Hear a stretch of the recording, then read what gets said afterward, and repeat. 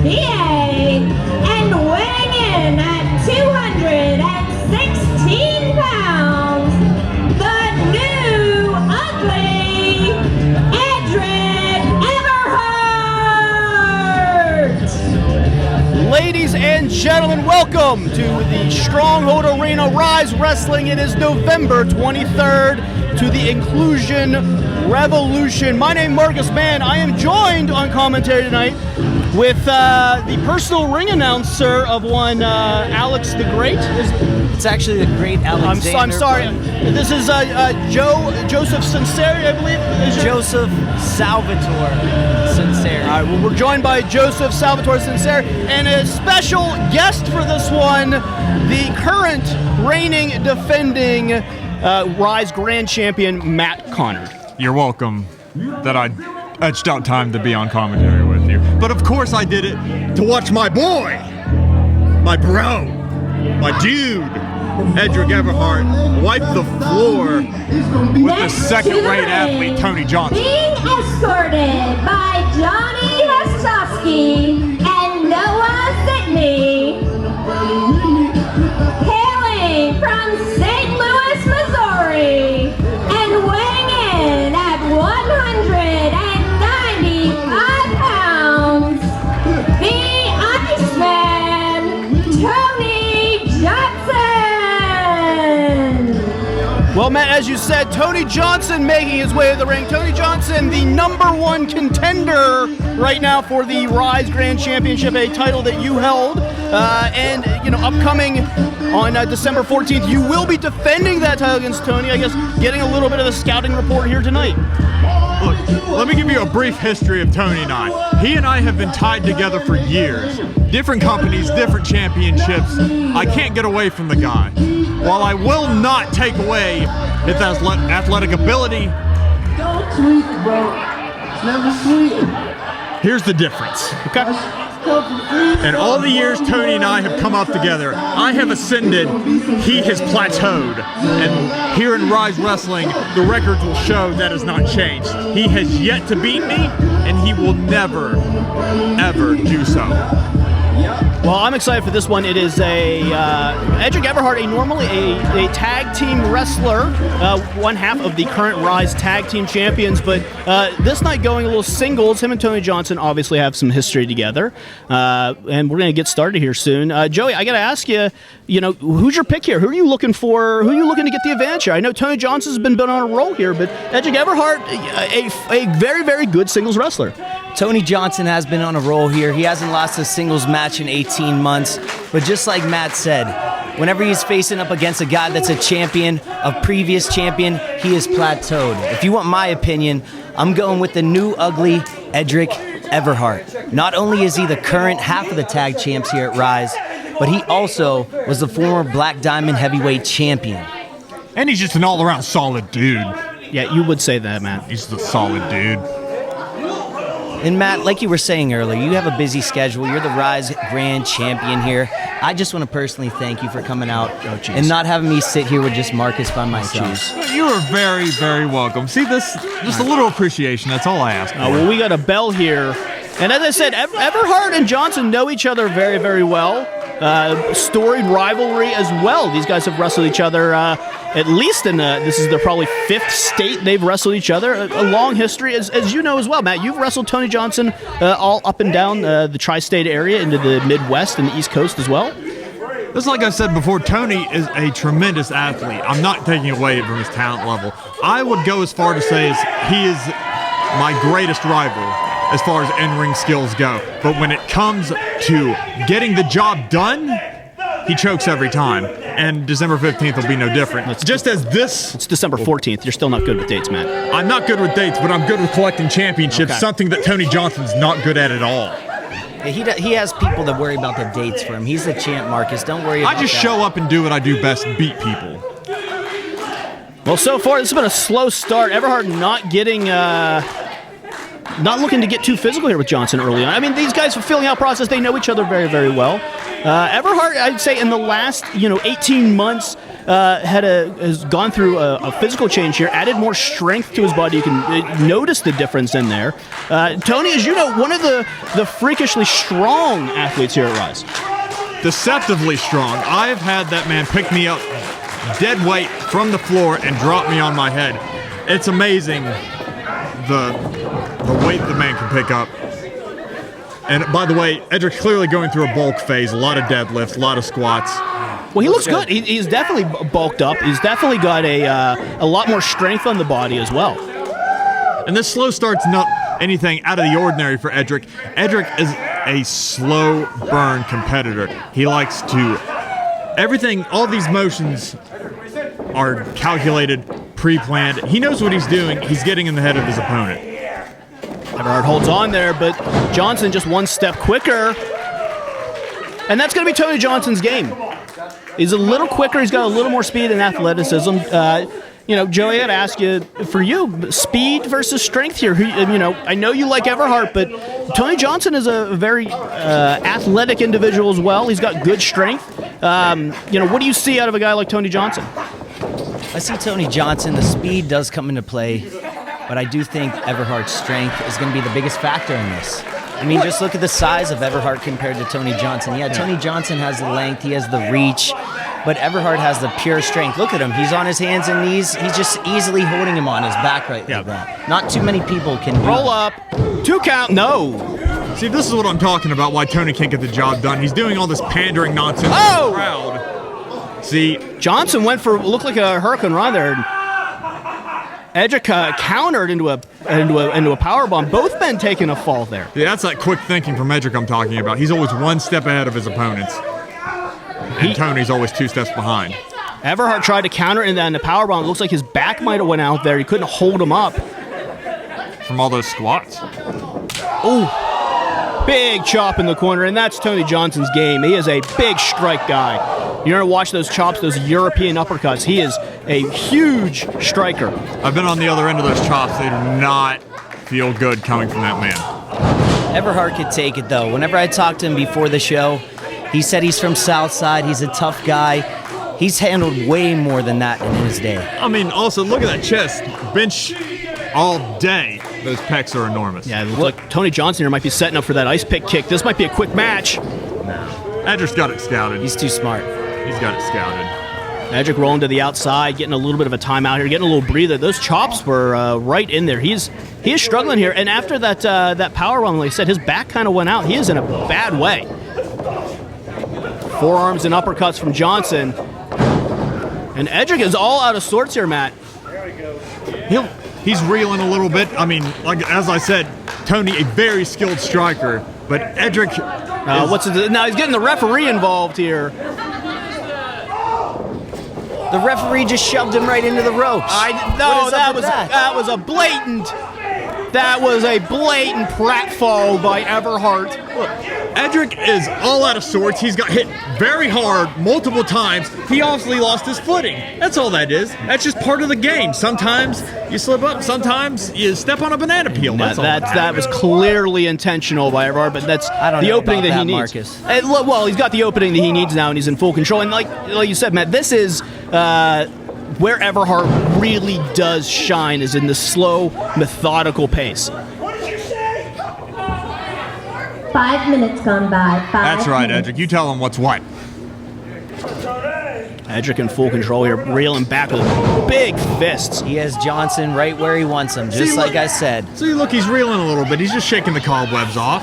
Everhart, I don't think has recovered since that attempted at the power bomb there. Like I said, I think his back went out. He's struggling a little bit. He's moving a little slower than normal, but Everhart, a veteran of I think almost a decade now. He knows his body in there better than anyone else.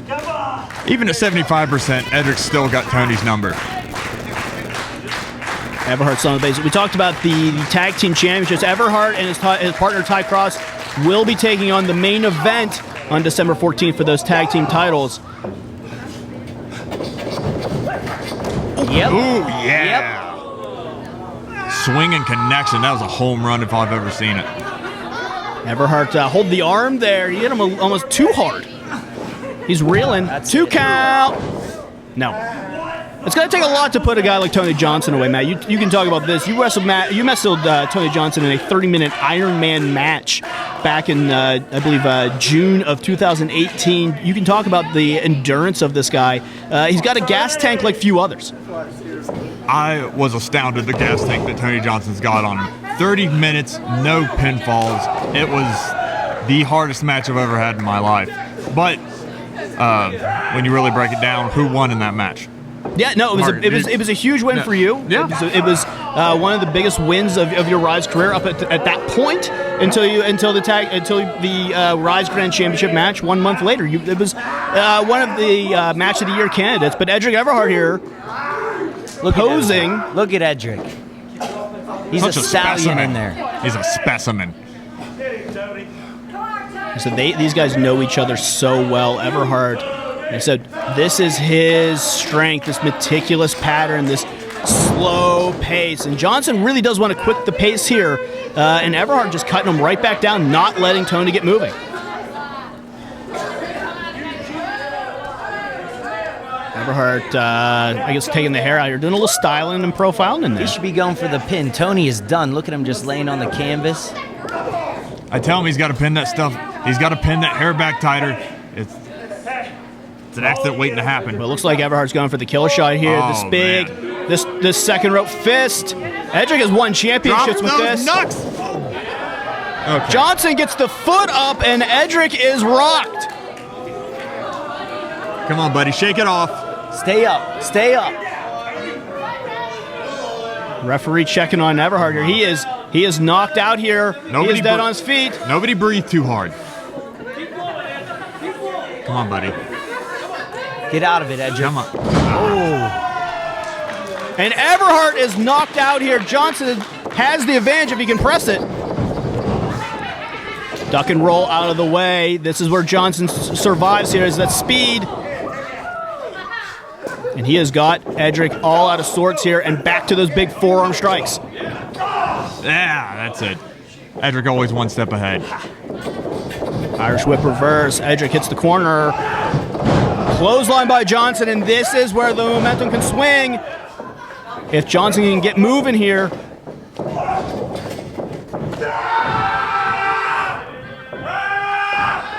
He's got him. Big swinging backbreaker. Extra torque on that one. Right to that hurt back. Tony's got to capitalize. He's got the pin. 2. No. Close but no cigar yet, Tony. Edric is still in this match. See, this is the problem with Tony Johnson I'm talking about. When the moment's coming, he needs to capitalize. He always drops the ball, and that's just a great example of that. Yeah, but he's got this match in his full control here. Edric with that back kick. No. When Edric's in the ring, no one fully has control of anything. Went for that big cutter. He's caught. Fights out. Go behind. Johnson up to the second. Oh! He just caught him with that springboard stunner. Come on, Edric. 2. Yeah. No! Foot on the rope. That's the ring veteran knowledge I'm talking about with Edric. Yeah, we can talk about, as I said, a veteran of almost 10 years in the ring. Edric Everhart knows exactly where he is at all times, and Johnson is frustrated here. What pandering Tony's doing. Focus on the match, and maybe you'll actually win one. Well, he's got Everhart dead here. Going for that springboard kick. He got caught. Blue Thunder Bomb. That 2. No! Matt, you talked about it. 30 minutes you have gone with this guy. You have wrestled 2 out of 3 falls, Ironman matches. Tony Johnson may be the toughest competitor today to put away. He's resilient. He's got heart. But neither of those will 10 win you minutes on championships. 10 minutes. And you want to talk about speed of Tony Johnson? Did you see that Blue Thunder Bomb that he just put down on him? Edric Everhart, that is, to Tony Johnson. And this looks like Everhart setting up for that kick. He's going to do Tony's own ice pick kick. But he gets caught. No! He caught him flush. That might be it. He caught him flush. Come on, Kick Edric. out, Edric. 2, Come on, Edric. 3, that is it.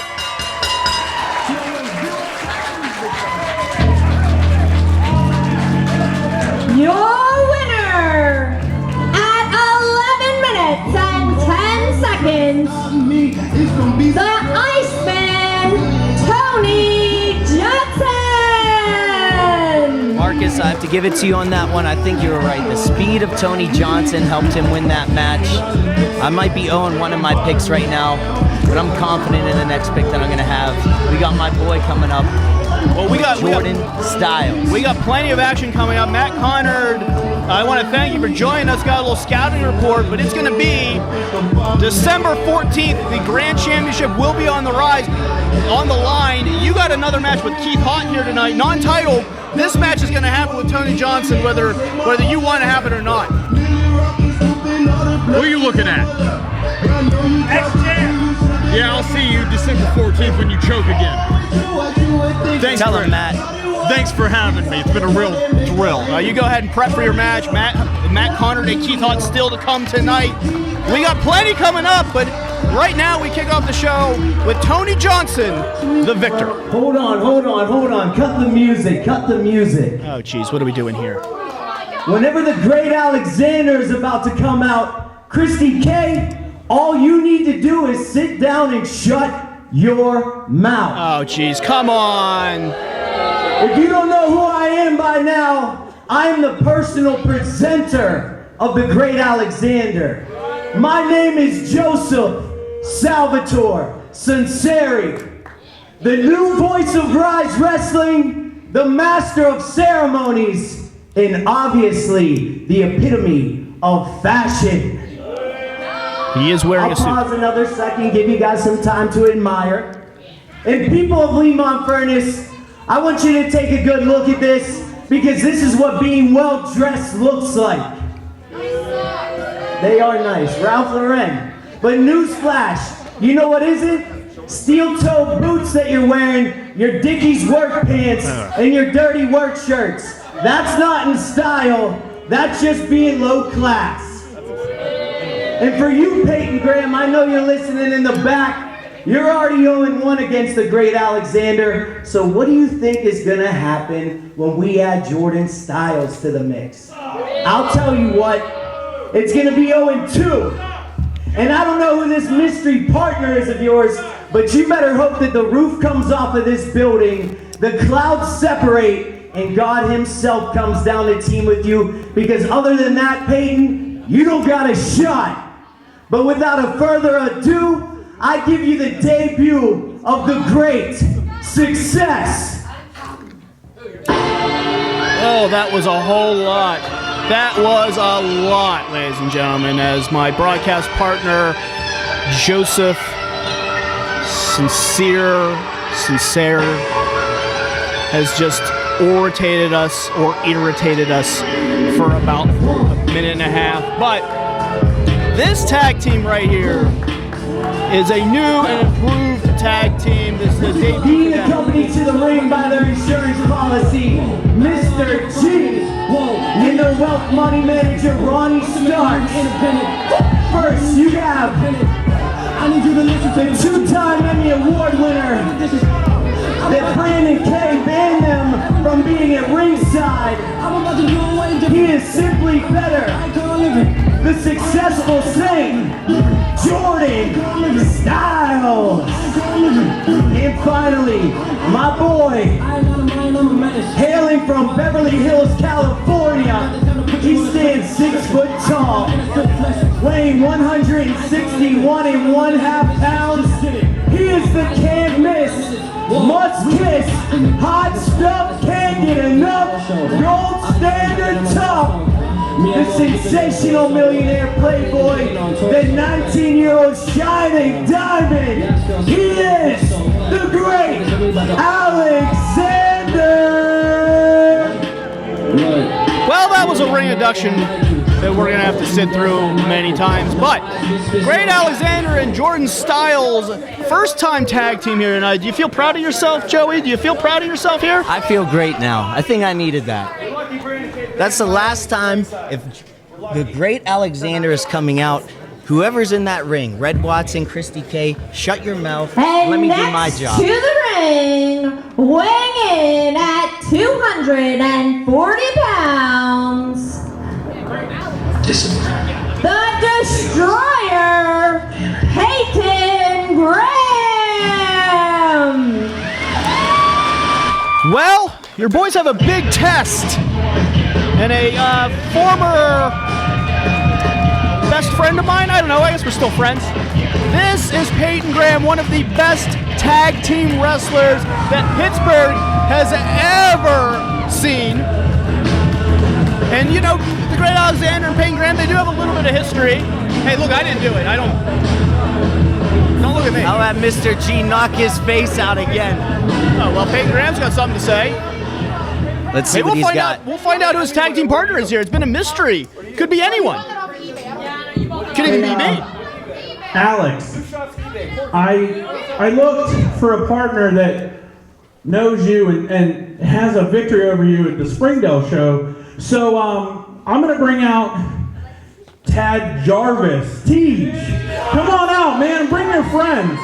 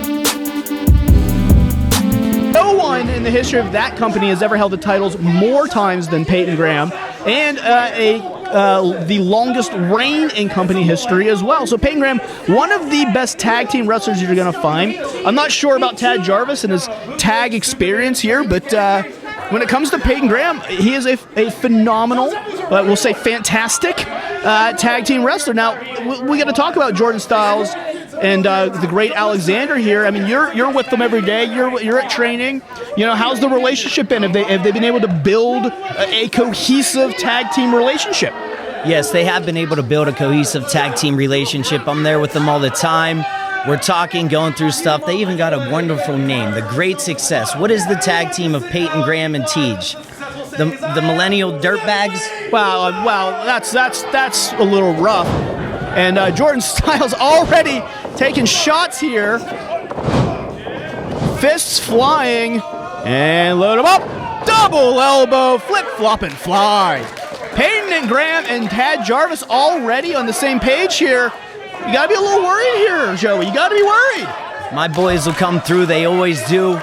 We got the money manager, Ronnie Starks, ringside. The personal insurance policy, Mr. G. What does the G stand for? It's none of your concern. Okay, thank you. All right, that's what I thought you were going to say. That's fine. Now, your boys are starting a little slow. They're trying to... We got a bell? We got a bell. Now we're ready to go. See, your boy and Tej are already cheating. The match they're not even cheating. And they're throwing punches. Wow. Great. Maybe that's how Payton won all those titles in all those different states. Well, I'm not going to say I wasn't involved. All right. Starting out here, Tad Jarvis and the Great Alexander. And Alexander getting caught up here. Oh. Looks like he's stuck in a little knot here.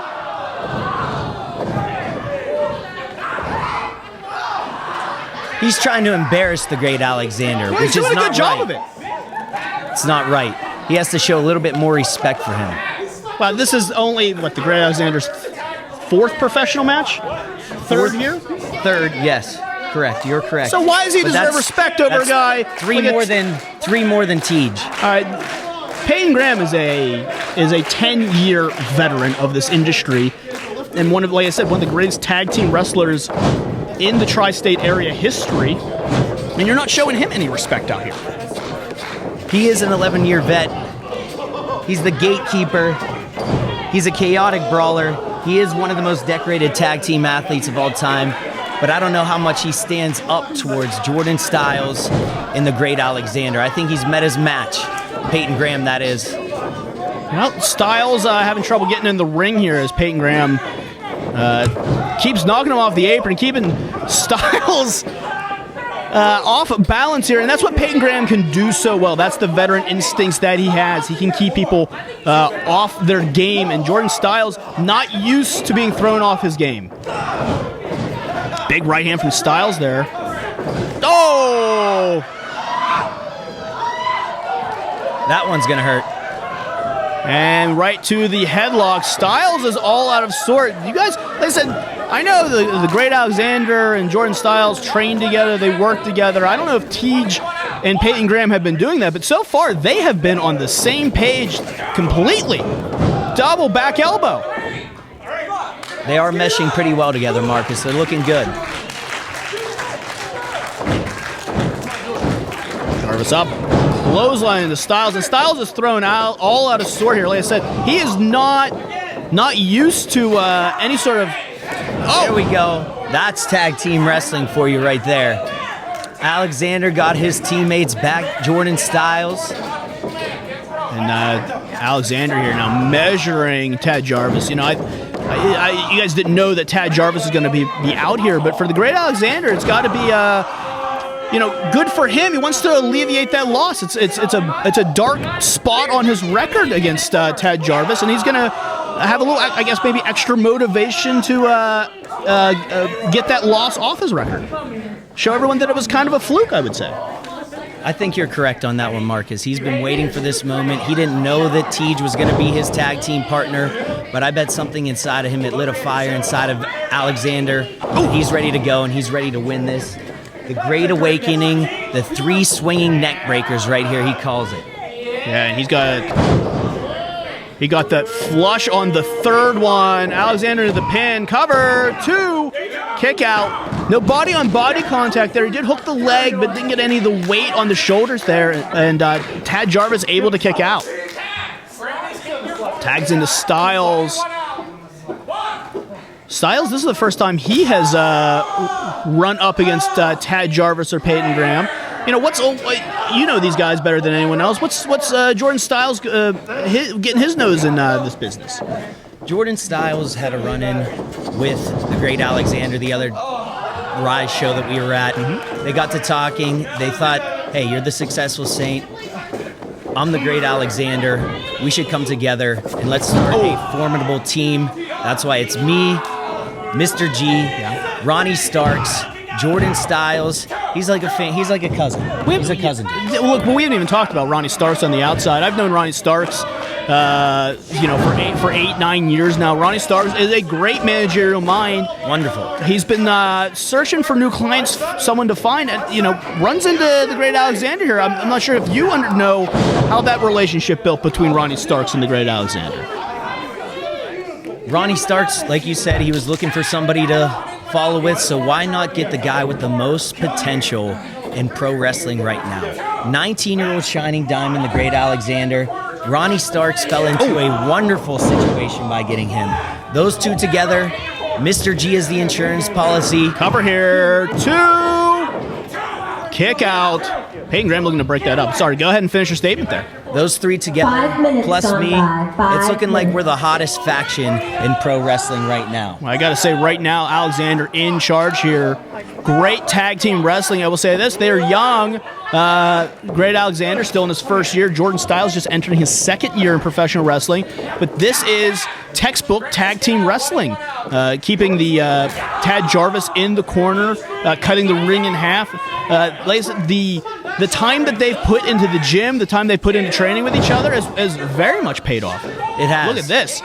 Suplex into a double arm suplex. Cover 2. Tag kicking out. Payton's going to bring as it a up. tag team, but it looks like they've been a team for 10+ years. When they win this match against Payton Graham and Tej, I feel like they should demand a title shot against System Elite for the Ryse Tag Team Championships. That feels like a stretch, I will say that. As former head of talent relations, I don't know if one tag team win gets you a tag team title shot, but who knows who's running things anymore. Great Alexander taking control of Tej. Said this is big for him to, get that loss off his record books. Make sure that it wasn't a fluke. But Tad Jarvis has been fighting back, trying to make this tag. He does. Get him out of there, Alexander. Get him out of there. Wait a minute. The referee didn't see that tag. Referee's back was turned with Jordan Styles. He didn't see the tag. There was a clear tag there. Referee can only call what he sees, though. And now Tej is all out of sorts. He is in the wrong part of town. And Payton trying to get his partner Tej should worry about being off of his cell phone, and maybe he would have made that tag. That's what's wrong with kids these days. Whenever I was growing up, we would take them out back and beat kids up like Tej. I think your boy, the Great Alexander, is younger than Tej, I think. So when you talk about kids these days, Marcus, don't worry about it. Well, Tad Jarvis fighting back here. Big enziguri. But Tad is so far away from the partner here. He is dragging himself. He's got to make this tag. Could change the entire complexion of this match if he can reach out and make that tag, but Styles stops him. Jordan Styles has too much ring awareness. Wait a minute. Falls through. Tag is made, and Payton Graham is here to clean house. There might be nobody better in professional wrestling when it comes to cleaning house like Payton Graham. Size, speed, strength. He is moving in there. Big clothesline. Styles is out of sorts. Cover. 2. Only. Styles rolls the shoulder. Payton Graham frustrated. He's going to need a lot more than that to take out Jordan Styles. Just one elbow drop from Payton Graham is not going to finish Jordan Styles off. He's too tough for that. Well then, Tej and Alexander, and now Mr. G's getting involved. And Ronnie Stark stopping Mr. G from hitting him. That would be a disqualification. From behind, Payton Graham just got low blowed. Styles has rolled him up. Referee, turn around. Referee, check the pinfall. Wait a minute, Payton's rolled up. Styles has got the tights. 3. Unbelievable. Another win for the Great Alexander. Thank you, Payton Graham. I can't believe that. And your winner by pinfall at 8 minutes, 48 seconds, Jordan Styles and the Great Alexander. Well, Jordan Styles finds a way to steal one with a low blow to Payton Graham. Roll up, hook in the tights, hook or crook or everything involved. Talk about a crook, Ronnie Starks is excited. This was a big win, I will say. You gotta give them credit. They found a way to win. The celebration goes on. Champagne. They're my boys. Ronnie Starks is an absolute mastermind. He's the George Steinbrenner of professional wrestling. Well, Payton Graham took one as a low blow there. I will say that this isn't over. We know at the Uprise Anniversary show, Payton Graham and the Great Alexander are looking to go one-on-one. But it looks like Payton Graham is going to look for a little bit of revenge at our Uprise Anniversary show. I don't know what these two are doing, raising their hands like they won something. Well, Payton Graham 0-2. The next Uprise show, you said he's going up against the Great Alexander. That will be the match. 0-3.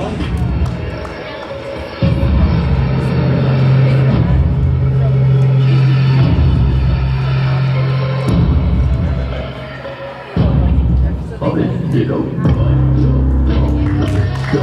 to the ring, hailing from Baton Rouge, Louisiana, and weighing in at 205 pounds, the Bayou Scarecrow, Christian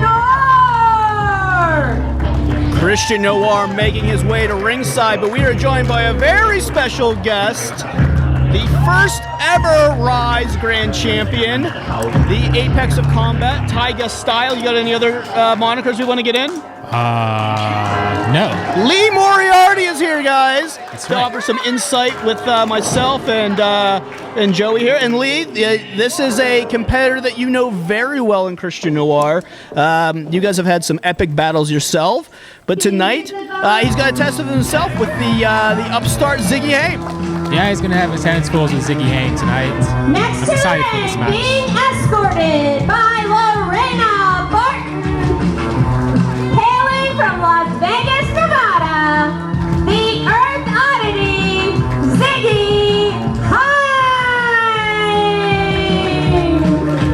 Ziggy Haim has been transitioned herself recently, tried to reinvigorate herself, find a new identity, and since that moment, Ziggy has become she calls herself the Earth Oddity, and she has become an oddity as she has become one of the top intergender wrestlers here in Pennsylvania. And Lee, I gotta say, you have brushed past with Ziggy a few times, but never in a one-on-one match. I'm afraid. Is that right? That is correct. Ziggy Haim and I have been in a few matches, but never any singles competition. We are, however, an undefeated tag team in Lucha Adorable. So I got to say here, Ziggy Haim, we know she's tough as nails. She is a competitor. But Lee, I got to ask you, what's if you're Ziggy, she's going up against Christian Noir the first time in her life. This guy is a different animal. How do you prepare for someone like Christian Noir? You can't really prepare for Noir. Ziggy has something a lot of wrestlers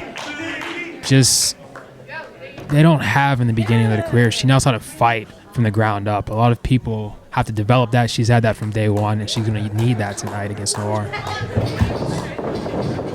Ziggy trying to go for that roll-up real quick. 2 and no. Ziggy going for the head scissors.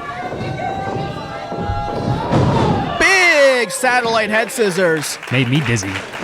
And like you said, Ziggy has something that a lot of people don't have. She is a fighter. She is a not to use the cliche all the time, not the size of the dog, but she has a big heart too. Nice Meteora. She is a tough competitor in there. And Christian Noir, this is what he likes. He likes facing a tough competitor. Christian Noir is going to crush Ziggy Haim's dream. She wants to be the first grand champion of the women's division. After tonight against Christian Noir, I think she's going to have to reevaluate her goals. Going for that punt kick, and face first right into the apron. And she is out of sorts here. That is a hard shot, as you know, Lee. Yeah, that was a rough landing, and Ziggy's going to have to watch for those ribs she had recently injured. It seems like she's 100% tonight, but a bump like that can set her right back. Absolutely, and Noir takes control. Joey's a good point. Ziggy's made a point to say that she wants to be the first female Ryse Grand Champion. And Noir going right to the choke. Lee, you were the first ever Ryse Grand Champion. What's it take to go up the division and to achieve something like that? It's a challenge. There's a lot of obstacles that come with being the first Grand Champion because the competition is at a much higher level here than pretty much anywhere else. You have to compete, you have to fight, you have to be ready for anything and anyone, including someone like Christian Noir. Noir, he makes a point a lot, as you said, Joe. He likes to crush dreams. He likes to ruin things, looking to ruin any of Ziggy's momentum that she's been gaining since this transition. But I said, Noir is a different type of athlete. He's quicker than he looks. He's got a lot of speed, as you would know, Lee. Has a little bit of a lucha base as well. Yeah, Noir is a very well-rounded competitor, but you wouldn't know it because he focuses so much on intimidating and putting fear in his opponents. Ooh. Like a lot of his Grindhouse members, he doesn't always care about winning. He cares about hurting his opponent and just winning mentally. Yeah, he is a mental warrior, Lee. You've gone through battles with Noir before. You know, you can't go in there without changing a little bit. And I think, Ziggy has said she wants to put herself through these types of wars, through these types of battles, test herself, in fire. Oh, nice evasion. Ziggy kicking the leg out there, and Noir is trapped. Double drop kick to the back. Well done. So, Marcus, we're halfway through this match. We've been doing our picks all night. Cover. How do you know we're halfway through? We're into this match, Lee. Don't get me started on you, Moriarty. This match can go 30 minutes. You don't know. Well, it can only go 20. It's a 20-minute timer. Yes. Okay. Did you not listen to what Christy King You said? thought we were halfway through. You shut up. Ziggy going for that running bulldog. Noir's got her caught. Look out! Oh! But before I was interrupted by Lee, Marcus, who are you taking in this match after what we have seen so far? Well, I hate making calls like that. Christian Noir is a tough competitor. Ziggy, you never want to doubt her. You never want to doubt her abilities. She is a tough competitor. And Lee, you can speak to this as well. Ziggy is said she fights from the bottom a lot in her life. What's for someone like you, when you're down, when you're out, when you're on the mat and you're hurting, talk about the test of fortitude it takes to fight back, to not just let that pinfall happen. It takes a lot, but Ziggy's not just fighting for herself. She's fighting for a lot of people that were told the same thing she was early in her career. Even just her life. She was always told she wasn't going to be enough. She fought through that, and she's here tonight. And I think she has some sort of advantage over Noir, because Noir has a bit of a distraction in his mind. Cover here. 2 count only. Go ahead. Noir has a bit of a distraction in his mind with the return of the Honey Badger recently, and I think maybe he's not 100% focused on this match. Yeah, we saw for months there, Christian Noir haunted by someone in the building. It turned out to be the returning Honey Badger. Noir going maybe for a power driver here. Trying to get Ziggy up, blocked by Haim. Well, since both of you are afraid to make your picks, I'll just give you mine. I'm going with Christian Noir. And Lee, if you think Ziggy Haim is going to win this match... You just said I didn't make a pick, though. You are stupider than you look. Ziggy is fired up here. And this is a bit one of Ziggy's best games here, which is that rapid fire offense with those strikes. Cover 2. Noir kicking out, and this is sometimes what Ziggy goes through. And 5 minutes gone by. 5 minutes. She can get frustrated, but one of the issues is Ziggy is a smaller person, harder to get that body-on-body contact for those pinfalls to keep people down. She uses a lot of leverage pins to try and get victories because of that. That's right. Even her finishing maneuver in Illuminati Confirmed is a move that actually transitions directly into a pinfall. Absolutely. She needs that type of stuff. But going for that bulldog again. She get him. Oh! Big springboard bulldog. Turn him over. Cover. 2 only. Noir kicked out. And Ziggy is a little frustrated. Lee, I got to ask you about this. Those moments where you think you got someone, what's it take to refocus yourself whenever they kick out? It's tough. You throw everything you have at them, and they keep kicking out. And when you train, you prepare for these moments, but it's nothing like being in the ring. Your emotions get the best of you. Sometimes you can't control them, and you do get frustrated, even though you try not to let that happen. Yeah, Lee Moriarty, one of the most zen wrestlers. I would say neither about Ziggy Haim or Christian Noir. Probably the least zen competitors we have here at Ryse. Ziggy trying to mount some momentum here. Going for that springboard Meteora again. Yeah, she looks like she might have slipped on that rope. Lucha pass. Up. Samoan. Oh! Big Samoan, and like you talked about, Lee, she has those bruised ribs. That could be it right there. 2. And finds a way to kick out. And I'm not sure if that was a full kick out. She rolled the shoulder. It looks like Noir is just exhausted. Ziggy Haim has taken it to Noir. Yeah, he's been getting rocked in this match. A lot of those drop kicks in the chest. I think he's a little hurt, but he's not going to show it. Might be going for that power driver again, trying to get Ziggy up. She's fighting. This could be big. He's kind of trying to get this. It looks like, I don't know if it's a power driver or power bomb, but headbutt to the gut. Ducks the kick. Ziggy's got him. Here we go. She's hooked. Roll through. Oh, Big cover. 3, and that is it. well done. That was a good match. I might have gotten another one wrong tonight, but I haven't picked 2 wrong in a row yet tonight. I'm confident in my next match, and I'm going to get that next one right. Ziggy Your Haim. winner by pinfall at 8 minutes, 4 seconds, the Earth Oddity, Ziggy Haim! Ziggy Haim is trying to build herself up in this division, trying to reach the top, and this is one of the best ways to do it, taking out Christian Noir. Lee Moriarty, I gotta thank you for joining us on commentary here. Any final thoughts that you got on the victory of Ziggy Haim? It's a very big win for Ziggy Haim, getting back on track. I think we're going to see big things, and I do believe Ziggy Haim is a future Ryse Grand Champion. Absolutely. Thank you so much for joining us. We got plenty of action still to come, including our Ryse Grand Champion, Matt Conard versus Keith Haught, later tonight. Thanks, Lee. Always good to be with you, man. Shut up, Joey.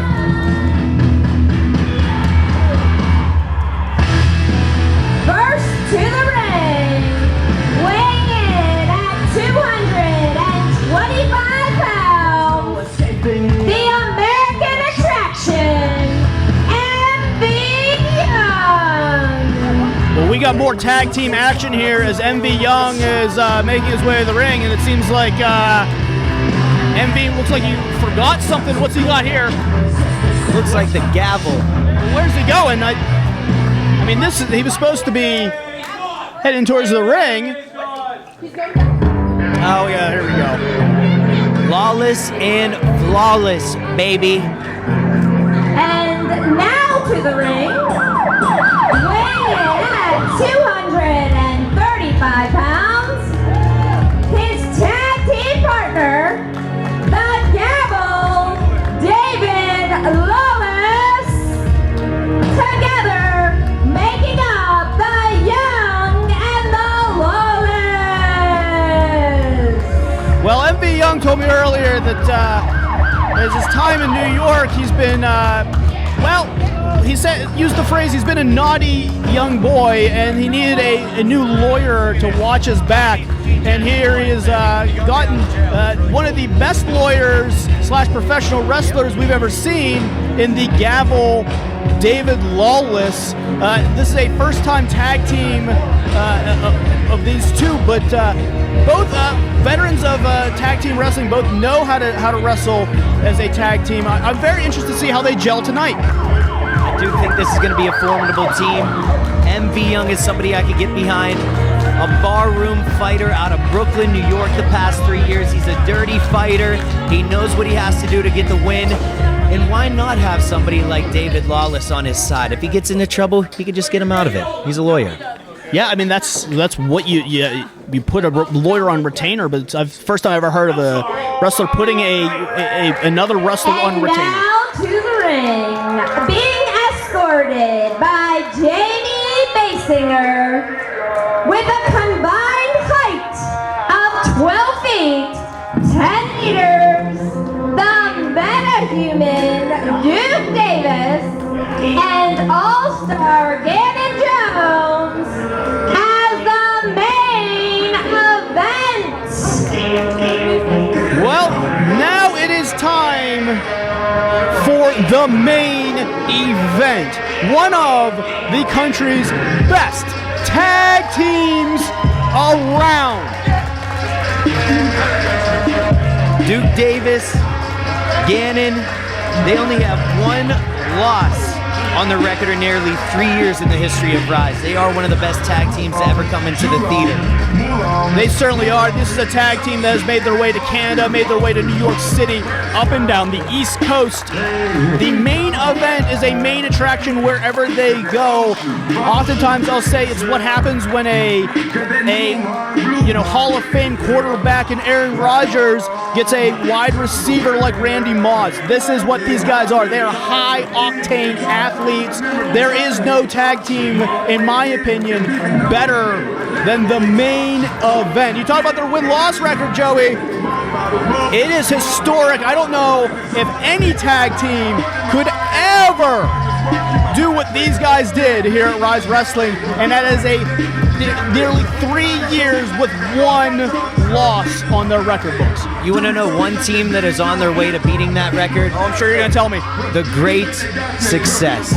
Jordan Styles and the Great Alexander. They're undefeated in Ryse Tag Team Wrestling history. Yeah, I would not put them up against the main event quite yet, but we will see as MV Young and Lawless, first-time tag team. That's always a struggle when you got a tag team like the main event. These guys make their living as a tag team up and down the East Coast, as I said, all the way up into Toronto, Canada, all the way down to Florida. These guys know tag team wrestling. They travel together, they live together, they breathe together, they train together. This is what they do in tag team wrestling, and it is very, very hard to break a tag team when they're on that type of the same page.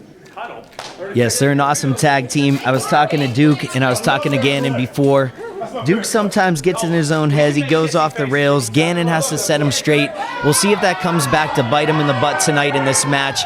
One thing you talk about them being super athletes, the main event that is, David Lawless is the smartest and one of the most athletic wrestlers that we have here in Ryse Wrestling. So don't forget that whenever you're matching these two up against each other. Take nothing away from David Lawless, who has been a regular contender for the Ryse Grand Championship in his career here, and MV Young, who is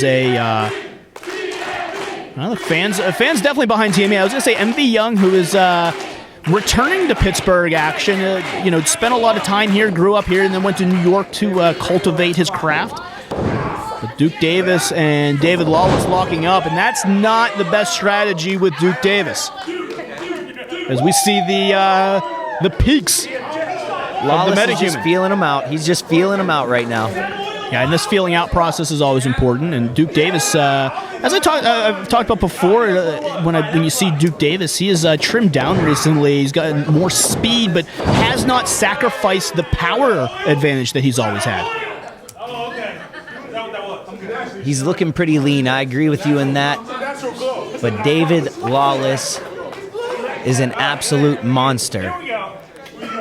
Now Lawless now looks like showing off his peaks, looking for the old knuckle lock.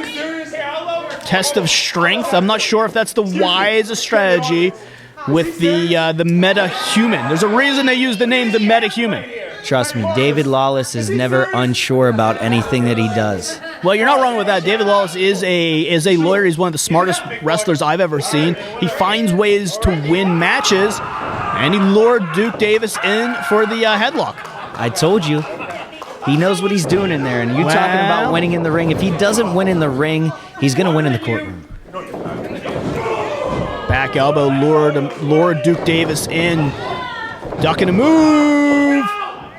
Lawless is caught. Big slam by the meta-human. And Lawless is all out of sorts. He's regrouping. MV's tagging in. This is where the barroom brawler is going to come in and tear up the main event. Tag to Ganon Jones Jr. And as I said, MV Young made it right. He is a barroom brawler. This is how he's an unorthodox fighter. Ganon Jones Jr. is more of a traditional athlete, but he breaks traditions for a big man. He's got a lot of speed, high-flying ability. You see sometimes that top rope moonsault that Ganon Jones Jr. can pull out. But one of the weaknesses, I'd say, of the main event is guys like MV Young, who are unorthodox, who are different. And as you see already, go behind MV, using those elbows, trying to shake Ganon Jones Jr. loose. Come through, big turn, spin. And a a suplex by Jones Jr. As I said, TME, when you look at them, it's all about size, but technique, speed, athleticism, these guys have it all. Jones in control, headbutt to the corner, Lawless shaken up here. And like I said, this is tag team continuity. This is what the main event does so well. Jones got pulling him out of the corner, taking control. This is where the main event can do damage, is when they take control, cut the ring off. And like I asked you, Joey, you know, if you're managing, if you're out there talking to Lawless, you're talking to MV Young, how do you break the momentum of two guys like the main event? To break the momentum, I would piggyback off of what you were saying earlier in the matches with Tony Johnson, Ziggy Haim, using the speed over the power of the most athletic competitor, David Lawless, and MV Young. They're going to have to use some speed to get ahead of these two, Ganon and Duke Davis. Ganon Jones Jr. might be a little insulted that you called David Lawless more athletic than him. He is one of the most athletic wrestlers here at Ryse. David Lawless, true to his form, very, very athletic. We've seen him do with those step-up Hurricane Ranas. He finds ways to surprise you. He has a lot of tools in the bag, a lot of tricks and trade. Duke Davis in full control. Tag is made. Snapmare over. And MV off the apron, and that referee of the 3 count. Oh, double stomp to the back by MV Young. So smart. And now Davis taking control of MV Young with those big forearms, and this is broken down. Main event with the double whip. Hold on. And low bridge.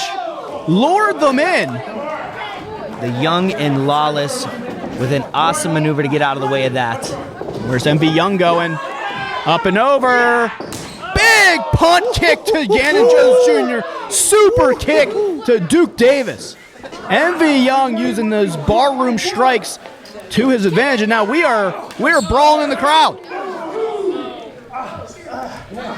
This is exactly what MV Young wants. It's a breakdown, get into the crowd. This is where he thrives. Fighting. That is what he does. Absolutely. I've seen MV Young battle in barroom brawls all over New York. He doesn't even need a ring. He'll just fight to make a living. This is how this guy makes money when he, lives in Brooklyn, New York. That's not a cheap neighborhood. This is how he makes money, is by beating up people. A lot of them. Absolutely. He calls himself the American Attraction, and MV Young is an arrogant guy, but he backs it up. He's a brutal fighter. And now Jones shot in, and that back elbow right on the button. The Young and Lawless are getting in control of this match now, just as I expected. MV Young pulling Ganon Jones Jr. back over to his corner. 5 minutes gone by. 5 minutes.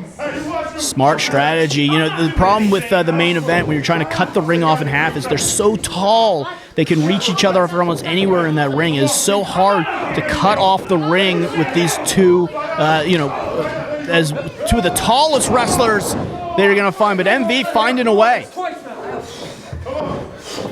How can you not grab the hair? Look at how long that is on Duke Davis. Well, you shouldn't grab the hair because it's against the rules. He was going for his shirt. He's been warned. He was going for his shirt, and his hair got in the way.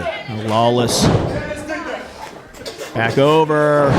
Kurt Hennig neck snap. And Lawless is rolling here, taking Genius Davis off the apron, and now having a fight with the referee. As MV Young's getting his shots in. And choking Ganon Jones Jr. on the ropes.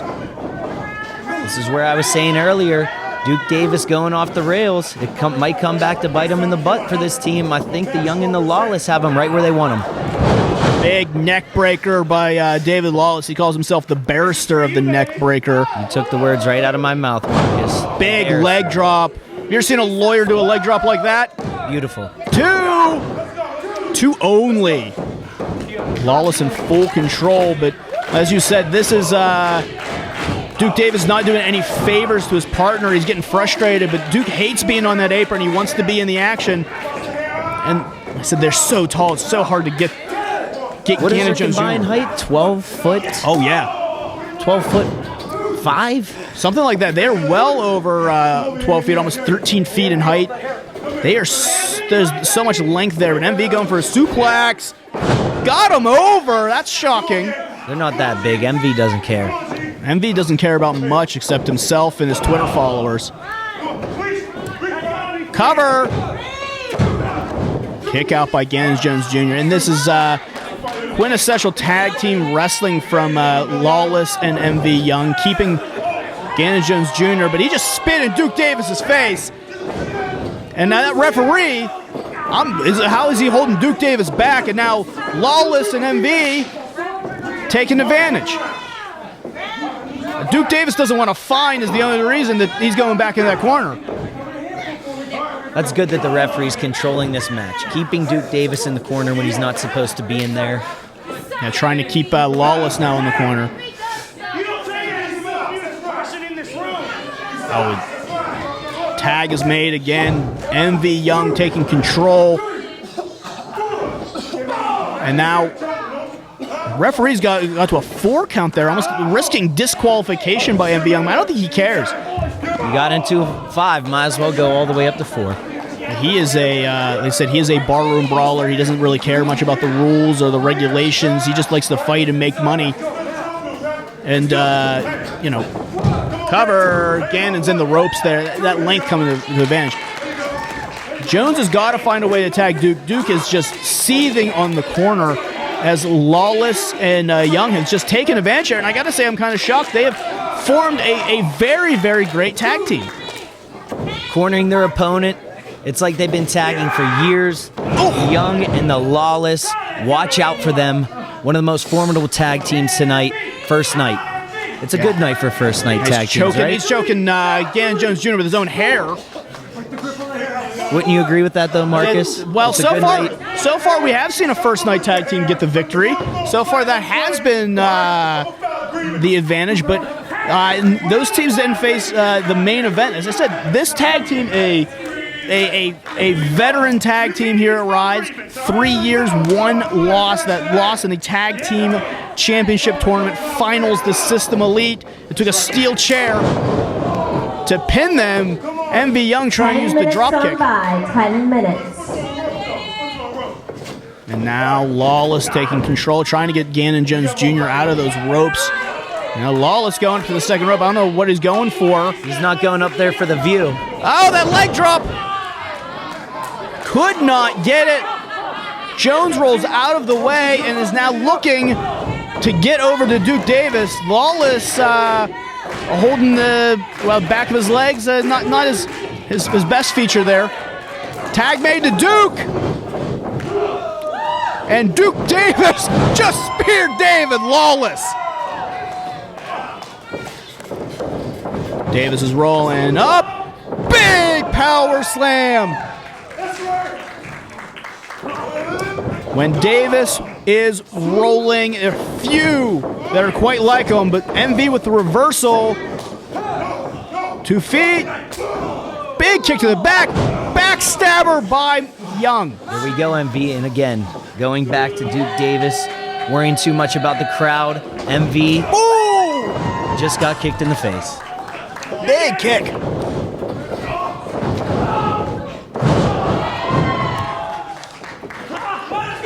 Ganon Jones Jr. rolling here.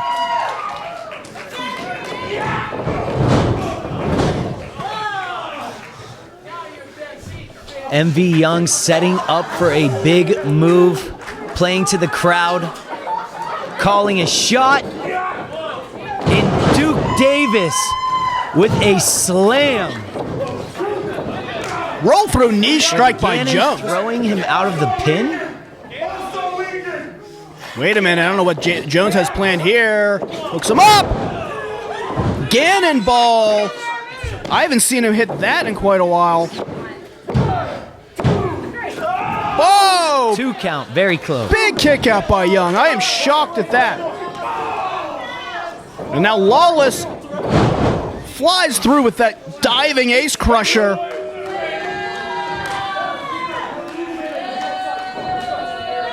but taking too much time to jab.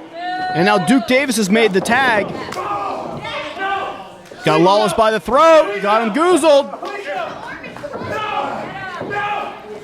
Main event both have him. It goes to the eyes. MV Young ascending to the top. Big double drop kick. MV showing off that athleticism, and they are in full control.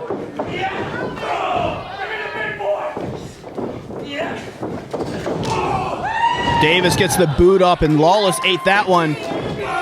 Uh-oh. Look out. No! The barrister of the neck breaker hitting another. Super kick. German. Cover. 2. Kick out by Davis. Unbelievable. I thought MV and Lawless found a way to beat them. And now Lawless and MV trying to find a way to keep Duke Davis down. Look out. Runs into it with that big knee. Davis sends MV over the top, right to Ganon Jones Jr. and into a set of chairs on the wall. Look out. Lawless is caught. Big shot. Cover. 2, 3.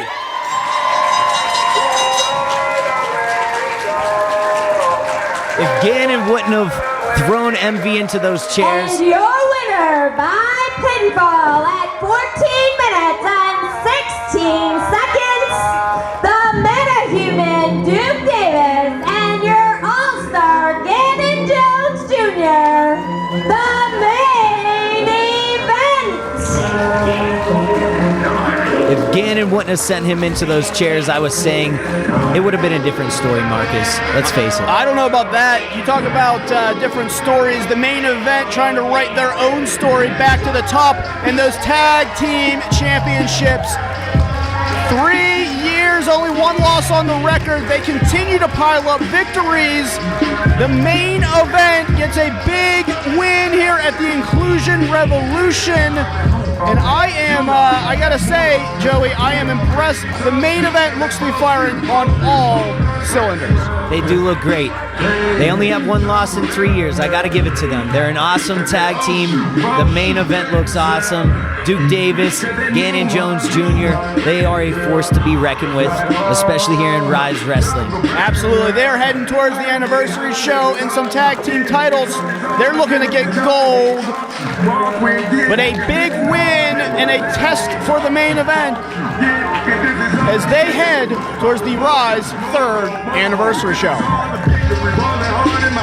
With a combined weight of 610 pounds, Crosshair Kelly and Pat the Bruiser, they are Warhorse! Second half of action here at the Inclusion Revolution, and we are kicking it off with tag team action. The team of Pat the Bruiser, Crosshairs Cully, they are Warhorse, Marcus Mann and Joey Sinceri. We are joined by another special guest for this match, the Uprise undefeated wrestler, the successful Saint, Jordan Styles. Oh yes, that is two-time Emmy winner, successful Saint Jordan Styles. Simply better. Marcus, let me hear you say, Crosshairs! Bruiser! Let me hear you say it, because these two are a dominant tag team from Uprise. I guarantee you they're coming up on the Uprise anniversary. And their opponents.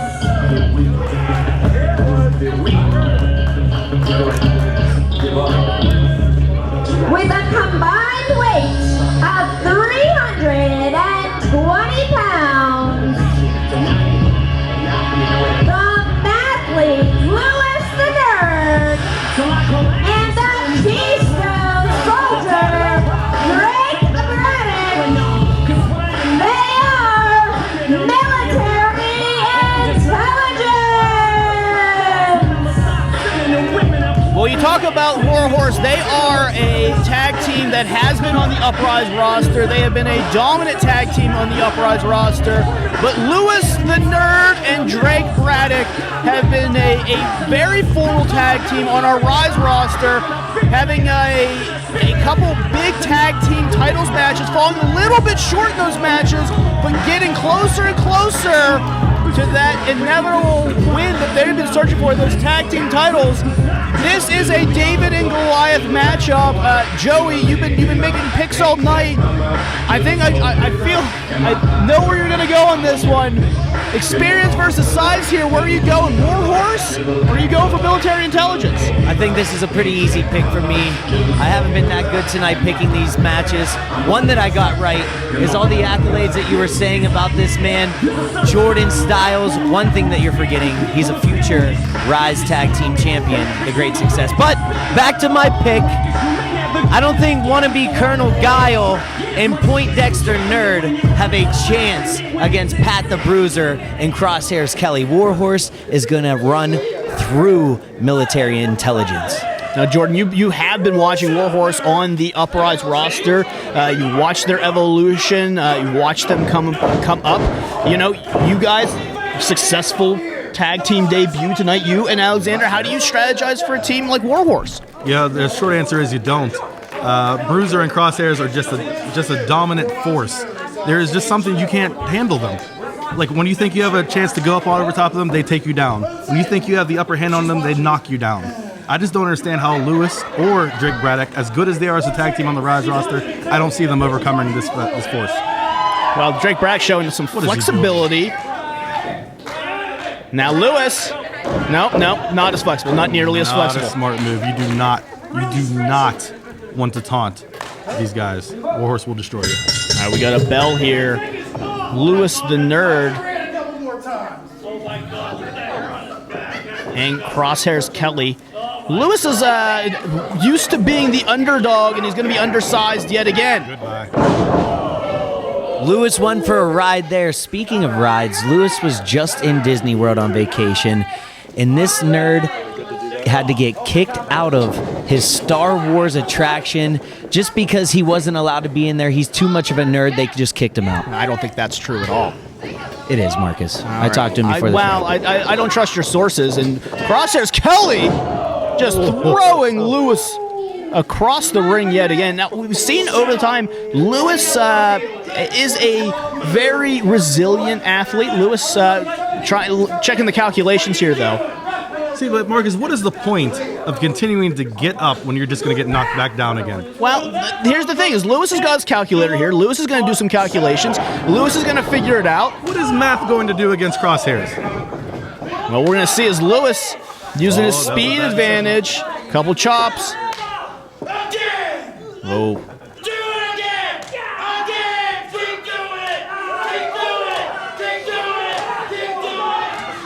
Uh-oh. Crosshairs catch some of those. Nothing phasing him except maybe that boot. And now the big shots from Lewis in the corner. I think Lewis has done the math. He's figured it out. He's figured out that he's about to get knocked out. Lewis using the speed, kind of maybe a rope-a-dope strategy, as he has got Crosshairs all out of sorts and in his own corner. Big splash from Lewis. Tag to Drake Braddock, who is a ball of energy in there, Jordan. When you deal with, oh, wait a minute, they go for a double suplex already. How is this going to work? You want to talk about nerd stuff, Lewis? You don't have enough gym badges to tame Crosshairs. Crosshairs trying to get them both up.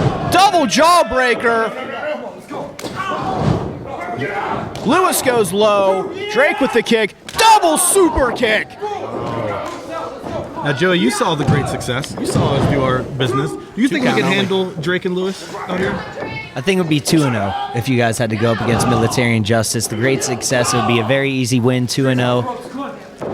Yeah, the injustice would be the fact that we're not on the Ryse roster right now. I don't understand what you think this is going to be. I don't control anything here. I'm not in charge here. What I know is that Drake Braddock and Lewis are just trying to get a victory here. Drop down, another drop down. And then Drake dropping down to give him 50.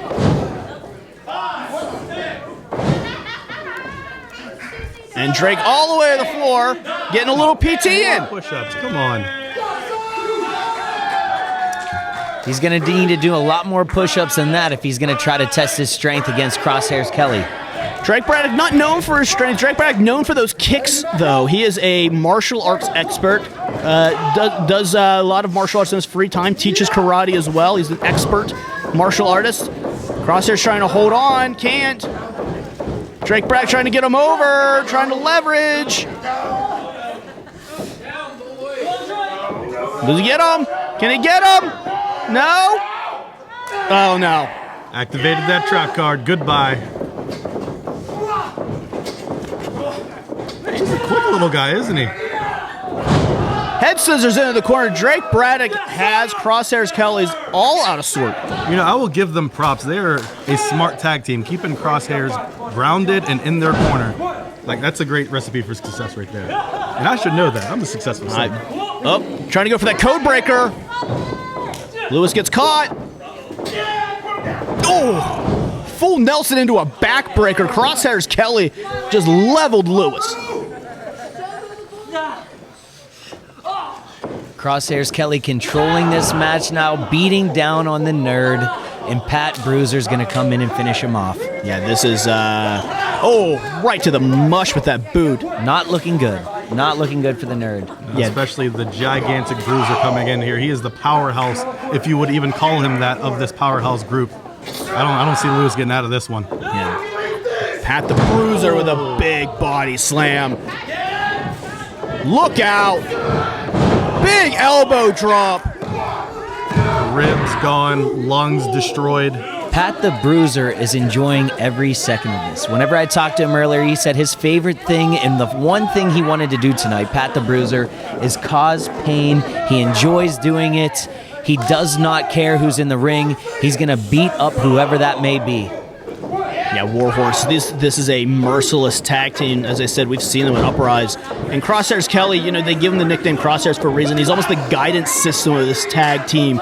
He figures out a way to execute it, and then he unleashes himself and Pat the Bruiser. He is one of the smartest guys you're going to find, as well as one of the most powerful. Also talking to Crosshairs Kelly before, yes, I'm piggybacking off what you said, Marcus, but he's the more methodical one. He's the planner. He's concerned about them winning. Pat the Bruiser, yes, he wants to win, but he's more concerned about causing pain. But Crosshairs Kelly keeps him in check, and that's why this team is so good. Crosshairs Kelly is the quarterback of it, and look at him leading it. Yeah, absolutely. And Drake Braddock, who is a fiery individual, hates watching his friend get beat up in the corner, but Drake Braddock's got to settle down, and Lewis has got to find a way to break some momentum. But when you're in the corner like this, when Warhorse controls the match, it is so hard to break any of their momentum. Maybe if you focus on holding that tag rope and not trying to break the rules and enter the ring, maybe his partner wouldn't be getting beat up at this moment. Yeah, I thought intelligence was part of the name military intelligence. That wasn't smart. No, that's more of the Lewis area of the tag team. He's the intelligence. Obviously. Now Drake Braddock, I mean, you gotta give it to, as Warhorse has just found a way to use Drake Braddock's exuberance against him. Braddock is just dying to get into this match as Kelly and Bruiser are just merciless on Lewis. Well, that's interesting to see. Usually Warhorse will go for the more knock you out type of approach. They'll be more powerhouse. They'll be more strong. They will throw you. This is really interesting to see them outsmarting military intelligence at this point. There's not many back elbows that are better than mine. I ain't giving that one. 2 count only. Lewis, as I said, you know, they've called Lewis and 5 minutes gone by. 5 minutes. Lewis and Drake Braddock the heart and soul of this company. You really see it with Lewis. He's such a resilient athlete. This is a guy who was in the ring for the Grand Championship at one point with Lee Moriarty and Jack Pollock. This guy can hold his own. He has resiliency. There's something about Lewis that just makes him special. Yeah, I agree with you on that one, Marcus. He has been in a lot of big-time matches. He can hold his own. He's one of the best competitors that Ryse has right now. Yeah, but Warhorse is slowly but surely staking their claim as one of the best tag teams here at Ryse. And as you said, Jordan, they do have an opportunity here at our Uprise Anniversary show as they'll face Keith Haught and Tyler Vox for a chance to be on the Ryse roster. And who else has a chance at the Uprise? Who else has a chance? Yeah, Jordan Styles will also have a chance against Brandon Kay. Cover here. was finding a way to kick out, and this is just, Lewis is taking a lot of damage here, and I gotta think that Warhorse is almost just playing with Lewis at this point. Let's see if the crowd can get Lewis back up into this match. I don't see it happening, but we'll see. Tag to Pat the Bruiser. Phenomenal tag team strategy from Warhorse as Bruiser and Kelly with these frequent tags. Ooh. Good night, Lewis. That might be it. Cover. And do you see Bruiser getting his entire body over Lewis? That amount of weight. That'll take a lot out of you just to kick out of that. And he keeps doing it. I don't know what Lewis is made of, but this is insane to see. Lewis is just one of those types of athletes that just can find something deep inside that gets him going, gets him ability to keep going in there, even with a guy like Pat the Bruiser beating down him with these big forearms. You know what would help him? An Emmy. If he'd have an Emmy, he'd be okay right now. Well, I mean, Lewis, I have an if there's Emmy. anyone who could figure out a way to get an Emmy, I think it's the smartest man in Ryse. It's Lewis. And why doesn't he have one yet? I don't think he wants one. Yeah, okay. Do you know how hard it is to win one Emmy? Yeah. Pretty hard. This man has 2 of them. 2 of them. So I think he would know all about winning them. And if he says that Lewis doesn't have what it takes to win one, Marcus, I would be on his side. Thank you. Thank you. You're welcome. This is why he is greatness. See, he is part of the greatness brigade because he is smart. Where's your brains, Marcus? Where is that at? I'm just here to call the match, and I'm here to watch as Warhorse is just, again, dominating in this corner. Oh, another boot. Just using their momentum. Look out. Over. Call the match. Call the corner. Yeah, You would think that this Colonel Guile wannabe has some more understanding of rules. If he was in the military, he keeps running in. He needs to just stay on the side, hold the tag rope, wait for your chance to get in the ring. I will say this, that was a great move by Drake Braddock because him getting in and distracting the referee for a second may have saved the match there because Lewis was all out of sorts. I don't know how much longer Lewis can hold on. Drake Braddock getting in the ring to break that pinfall. Oh, what's going to happen here? Bruiser's got him hooked, maybe going for a superplex, trying to end Lewis's life if he hits this. Oh, if this lands, his career is done. Lewis is biting him. He's biting him. Come on. Lewis trying to do anything to fight his way out of this. Boot to the face. Look out, Lewis. Wait a minute. DDT. Wow. See, I bite someone, I get booed. Lewis bites someone, everyone loves him. This crowd doesn't know what to cheer That is for. hypocritical. Lewis just trying to find a way to survive against Warhorse, and he's got to make a tag to Drake Braddock. He's got to make that tag. Warhorse as well. Pat the Bruiser a little shaken up off that DDT. I don't know if he knows where he is. Tag made to Crosshairs. Tag made to Drake Braddock. Oh, super kick. Big forearms from Braddock, and this is his strength. This is what he's got to do. He's got to use those strikes. Oh. Yeah, nice try, kid. Maybe next time. Oh. Big man chops from Crosshairs Kelly. He lined that one up right on his chest. Yeah, but Drake Braddock not backing down. Drake Braddock trying to fight his way out. Big roundhouse kick. Trying to shoot Pat in. Reversal. Whoa! Using his momentum against him, Drake Braddock sends the Bruiser to the outside. Cuts down Crosshairs. Drake Braddock going up. Where is he going? Look out! Oh! He caught him right on the skull. No, only 2. Warhorse is staying alive in this match. Big kick out from Crosshairs Kelly. His entire weight came down on the back of Crosshairs' head, and he still kicked out. What can military intelligence do next to even get a chance at winning this? And Bruiser takes him down. Bruiser takes out Lewis on the outside. Another boot by Crosshairs, and Drake Braddock's in a hard way now. It's Drake Braddock's turn to get a whooping now. Oh! Tumbleweed. They call this bowling for soup. Yeah. Cannonball, one after another. 2 big men like that. 2. Lewis there to make the save. Gotta say, unsmart move by Bruiser, turning his back to them. Yeah, Bruiser thought they had this one in the bag, and Lewis found a way. But Lewis now fighting back. using those strikes. They said Lewis just has some sort of way to fight out of it. Ducks out of the way. Warhorse hits each other. Drop kick. Heads collide. Bruiser to the floor. Lewis. Somebody shut over that code breaker. Kick. That's it. Heart and soul. And that is it. You have got to be kidding me. What does that make me now? I'm not sure, but I will say this. And your winners by pinball at 13 minutes and 15 seconds, the Madly Lewis the Nerd and his partner. So I go back to spilling these racks, rolling film to the day that I cry. Military intelligence finding a way to win this match. I don't want to call it an upset because military intelligence has become one of the better tag teams, but on paper, you'd have to put your money on Warhorse. And Joey, if you've been a bet man all night, I gotta say, you're not doing too well. Well, the bet that I put most of my money on if I were a betting man would have been on the one that I got right earlier, which was the Great Success winning. But I do think this was an underdog win because Warhorse is still there. They're a strong team. They still would have fought. They ran out of the ring.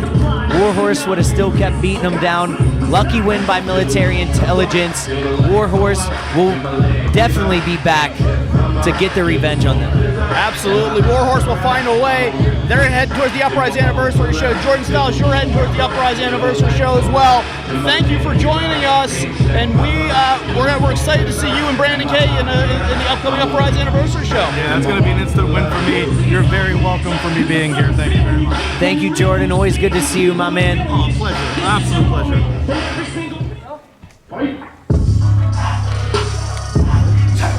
First to the ring, hailing from Atlanta, Georgia, and weighing in at 270 pounds, Big Bad Kaiju, O'Shea Edwards. O'Shea Edwards making his Ryse debut here at the Inclusion Revolution. Joining us on commentary for this one, our backstage correspondent, Lola Bradbury. Lola, thank you so much for joining us. Thank you for having me out here. Now that Scrooge McDuck is out of the way, you got Huey over here. I know. I'm excited for this matchup. This was one that was advertised and blew up on Twitter. The Big Bad Kaiju, O'Shea Edwards, making his Ryse debut. We'll get to him in a second, but first let's go to Christy. His opponents.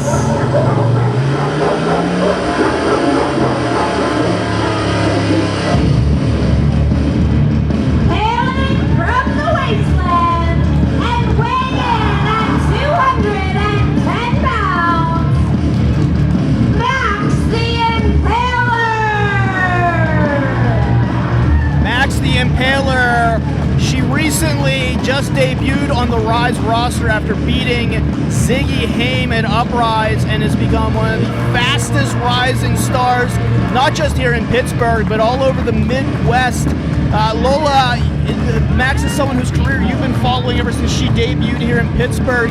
She's had a pretty epic run recently. Oh, absolutely.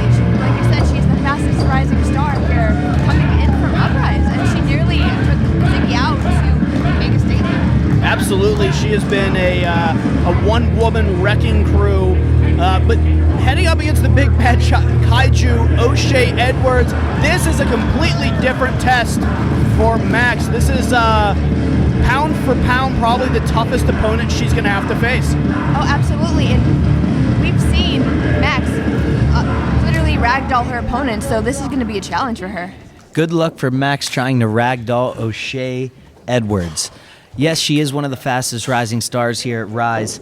She is now on the Ryse roster. And tonight, our guest Matthew Abel will be ringing in the match.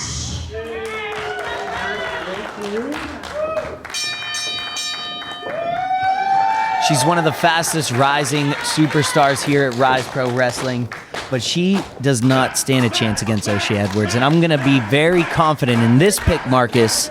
I'm putting my money on my man, O'Shea Edwards. Just a few things about him.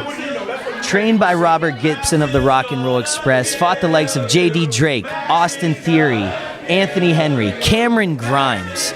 So what do you think's going to happen whenever he steps in the ring with Max Impaler? I'm not saying that I would fight her because I passed her in the hallway. I kept my head down. I kept walking. I know not to mess with her. But O'Shea Edwards is an animal. And the thing with Max, as well as O'Shea Edwards, they both have these accolades. They both have a lot behind their names coming into this match. O'Shea Edwards was a former collegiate offensive lineman prior to wrestling, also was a firefighter for 15 years. He's used to high-pressure situations. Now, O'Shea Edwards, he's taking his time trying to, this is a veteran of O'Shea Edwards trying to get in the head of Max the Impaler, trying to start this match on his terms, not hers, and I don't blame him. He's the road team here. Max has made kind of a home here at Ryse. This is her home field advantage, and he is trying to frustrate the more inexperienced Max the Impaler. Veteran move by O'Shea, getting back in, making the ref break the count, restart the 10 count. He's going on his time. He knows what he's doing in there, trust me. Max is very, very intimidating. When you pass her in the hallway, you keep your head down because she is ready for a fight no matter what. Yeah, she has made a living here fighting anyone and anyone that'll come at her. And this is a face-off now. I'm trying to say that O'Shea, I've never seen anyone this confident in there with Max. This is brick wall versus brick wall, Max Truck versus Max Truck. Yeah, so far no one budging here, and I'm not shocked as these two are just ramming right into each other. That's why I said I kept my head down in the lobby passing it. I didn't want to take one of those shoulders. See, I'm not stupid, I'm smart. That's why I aligned myself with the great success. And Max trying to work O'Shea out of the corner. A big headbutt by Max. Comes in, look at that speed! One thing I have noticed with this match, this challenge ahead of Max, she's going to have to dig down deep in her arsenal. That's right. Like you said, she's used to being in there as a power threat, and you see her using a little more speed here, but it's O'Shea Edwards is just shrugging it off. This is a completely different test for Max. I doubt she's ever been in a situation where she's got to go pound for pound, fist for fist with someone who's her equal. O'Shea Edwards made it very clear on Twitter that he wants to hurt Max. He wants to, prove that he is the tougher man. Yeah, and O'Shea Edwards is coming in here. He's trying to make a debut. As we've said, Max has been a big rising star here. O'Shea Edwards could spoil that, put his name, right up there with Max, who's been undefeated so far here. So a loss for Max and a win for O'Shea is very big. She tried to get him up and over, but O'Shea blocking it, and then right into the turnbuckle. Look at the power from O'Shea Edwards. Yeah, this is one of the most powerful wrestlers I think we've seen here at Ryse. Up and over, though. O'Shea is just controlling Max. Said, I don't think I've ever seen her this shaken up. Y'all want to see something cool? And he is an athlete. Look at him move around the ring like a cat. Max still on her feet, though. I don't think O'Shea Edwards has ever seen someone quite like Max. Max is fueled by the pain, fueled by the fury of, whatever her competitors bring her way. And O'Shea Edwards trying to reevaluate his strategy. I think both of them came in thinking that they would just go fist for fist, pound for pound, and I think someone's going to have to change the strategy here if they're going to want to get an advantage. Here at Ryse, Max has made a splash. She made her name very well known. But the thing with O'Shea Edwards, he is affiliated with Future of Honor and Shane Taylor Promotions. So he's got some big things behind him. Yeah. Oh yeah. It's, Shane Taylor Promotions. They're not going to pick anyone who's not up and coming, not one of the stronger competitors. But O'Shea going to the gut there with that kick, trying to find a way to get the advantage here. And like I said, this is whoever's going to take advantage of this, I think is going to have to deviate from the original game plan. I think just going fist for fist, they're so evenly matched. It's going to be completely unorthodox. Yeah, Max has been pretty unorthodox here at Ryse. using that Uprise brand. She's taken on competitors like Espiritu Myra, like Ziggy Haim. She's working her way into the Ryse roster just recently. But like I said, O'Shea Edwards trying to make a debut, trying to make a name for himself here in Pittsburgh. We've made a name all over the place. You know, we've seen him recently at Black Label Pro, at Beyond Wrestling. This guy is all over the place, trying to get to the next level. And you know, you see why. These big blows, these big clubbing blows to Max in the corner. I'll give it up to Max. She is definitely taking a beating. She almost kind of still looks like she's unfazed from the beginning. She's a tough competitor, but O'Shea Edwards staying on the offensive. He is a tough one to take down. Yeah, so far we've seen that. I think that's the first time Max has even gone to a knee. Still on her feet, and there, finally, O'Shea able to get her down on the mat. Max has programmed herself to always get back up after a hit. She knows how to take a hit. And not to mention, you know, she is the USS National Qualifying Strongwoman and proud powerlifter, so she can go toe-to-toe with anybody. Big clubbing blows there. She's going to have to dig deep if she wants to pick up a win tonight. And she's a little shaken here. She has gotten big hits. Look out. Double clothesline. Neither competitor going down. And again...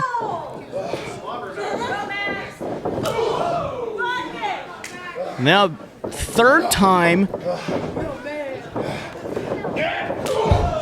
A fourth. This is like two monsters colliding here. This is, you know, we got warned on Twitter that this was be a kaiju battle. 5 minutes gone by. 5 minutes. But this is Godzilla, you know, personified here.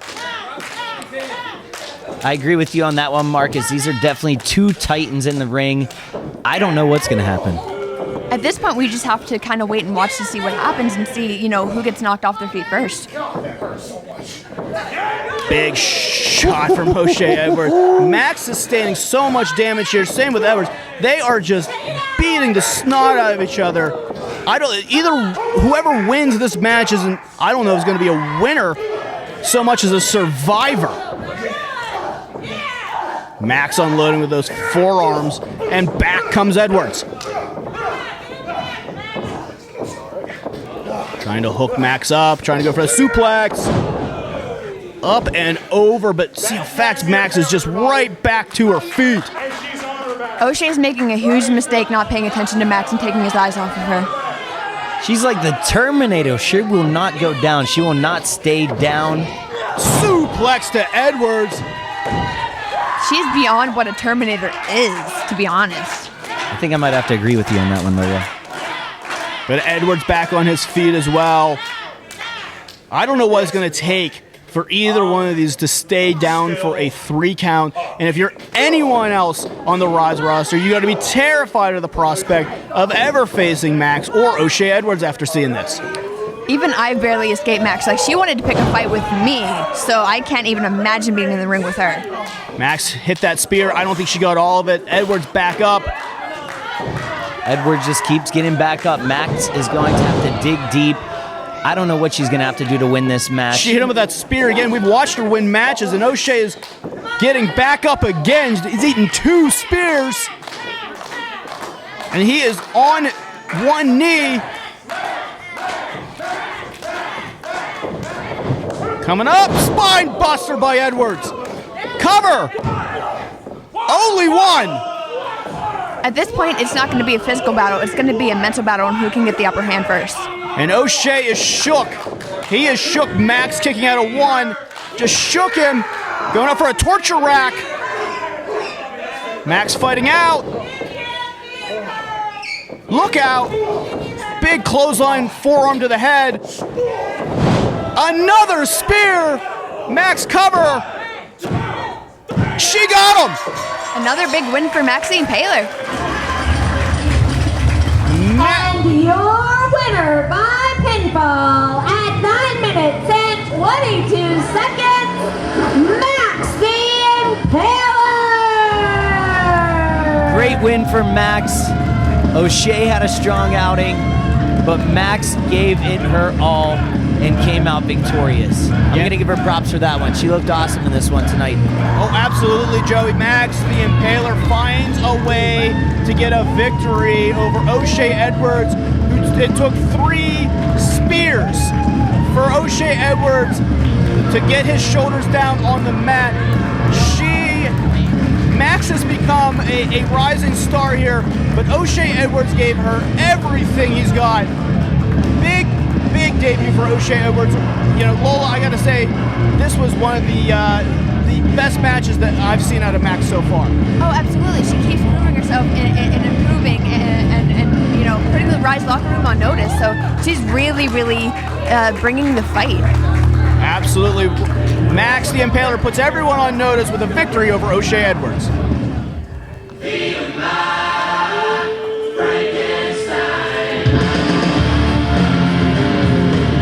First to the ring, hailing from Derry, Maine, and weighing at 215 pounds, your current Ryse Grand Champion, the Reaper, Matt Conard. Feature presentation of the Inclusion Revolution. It is a non-title match, but we are currently looking at the Ryse Grand Champion, Matt Conard, a man who has held that title at this point for over 7 months, making him the longest reigning Ryse Grand Champion in the history of this company. He has defined that title in its 2 years existence for over 16 months. And Lola, I gotta ask you, Matt Conard has found a way through victory after victory against Keith Haught. How does Keith Haught take on Matt Conard here tonight? Keith Haught has been through a lot in the past year and a half here at Ryse. You know, he suffered injury. Next to the ring, he's trying to get that positive mental attitude, but he keeps just getting kicked down over and over again. being escorted by Nancy Grimm and hailing from the Wild and weighing at 230 pounds, the Bearcat, Keith Haught. There may be no one more infectious than Keith Haught. You talked about it, Lola. Keith Haught has tried to keep a positive mental attitude. He's tried to stay on the right path ever since his feud with Matt Conard. But Keith Haught has faced adversity. But at this point, you got to think that he's got Matt Conard's number. Absolutely. You know, Matt Conard did not believe for 1 second that Keith was worthy of the feature presentation spotlight. He wasn't worthy of the Ryse Grand Championship. And I think Keith has kind of gotten in his head by proving himself here. Absolutely, Joey. You got to look at a guy like Matt Conard. He's been champion for 16 months. Some are asking if Matt Conard will be champion forever. I don't see why not. He's the only 2-time champion here at Ryse Pro Wrestling. And there was a controversial finish in that last match whenever Keith Haught grabbed the referee's hands and counted to 3. And for some reason, Man Bear Pig thought he won the fight. He did not. That counts as cheating, and that's why Matt Conard is still your Ryse Grand Champion. The thing with Matt Conard, though, you know, over the past year, he's had a complete change of attitude. This no remorse, this no conscience has, I have to say, apparently paid off for Matt Conard. Yeah, Matt Conard has found a way to keep that title over and over again. And he's found a way to continue to be champion. But Keith Haught, like I said, he has had his number. Keith Haught, up until their matches here at Ryse, Keith Haught has found ways to beat Matt Conard everywhere. That was the first time that Matt Conard had beaten Keith Haught in a singles match. This is a feud. These guys know each other incredibly well. And now Matt Conard's got a microphone. I'm not sure why. I'm not sure. I don't think anyone wants to hear what Matt's got to say. It's probably to tell Man Bear Pig he has no shot. You're really rude. You know what? So rude. I just want to emphasize a point before we get started here. There's a thank you, whoever made that perfectly clear. There's a reason this is a non-title match, Keith, because in case your memory's slipping, I've beaten you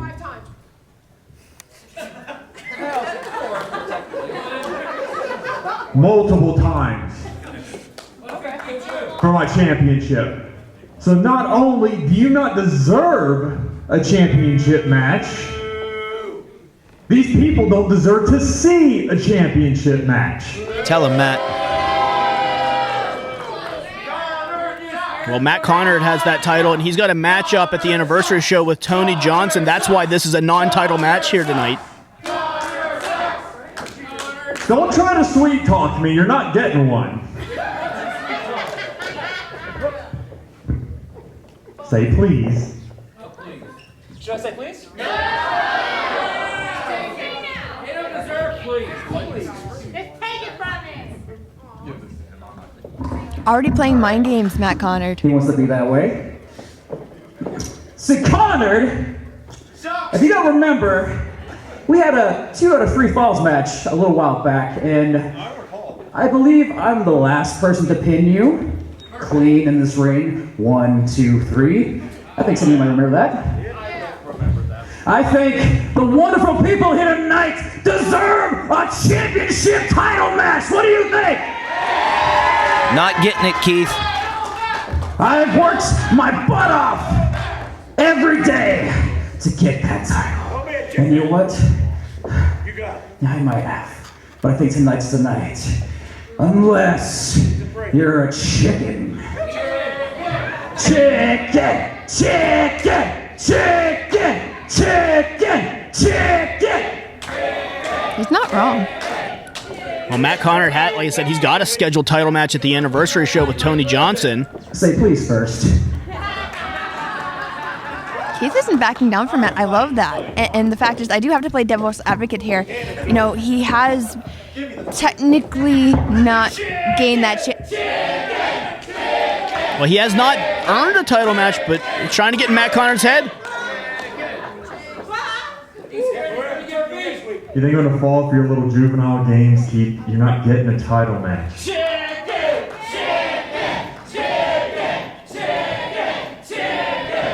Keith is at this point technically at the back of the line, though. Absolutely. That's, again, why we have a non-title match.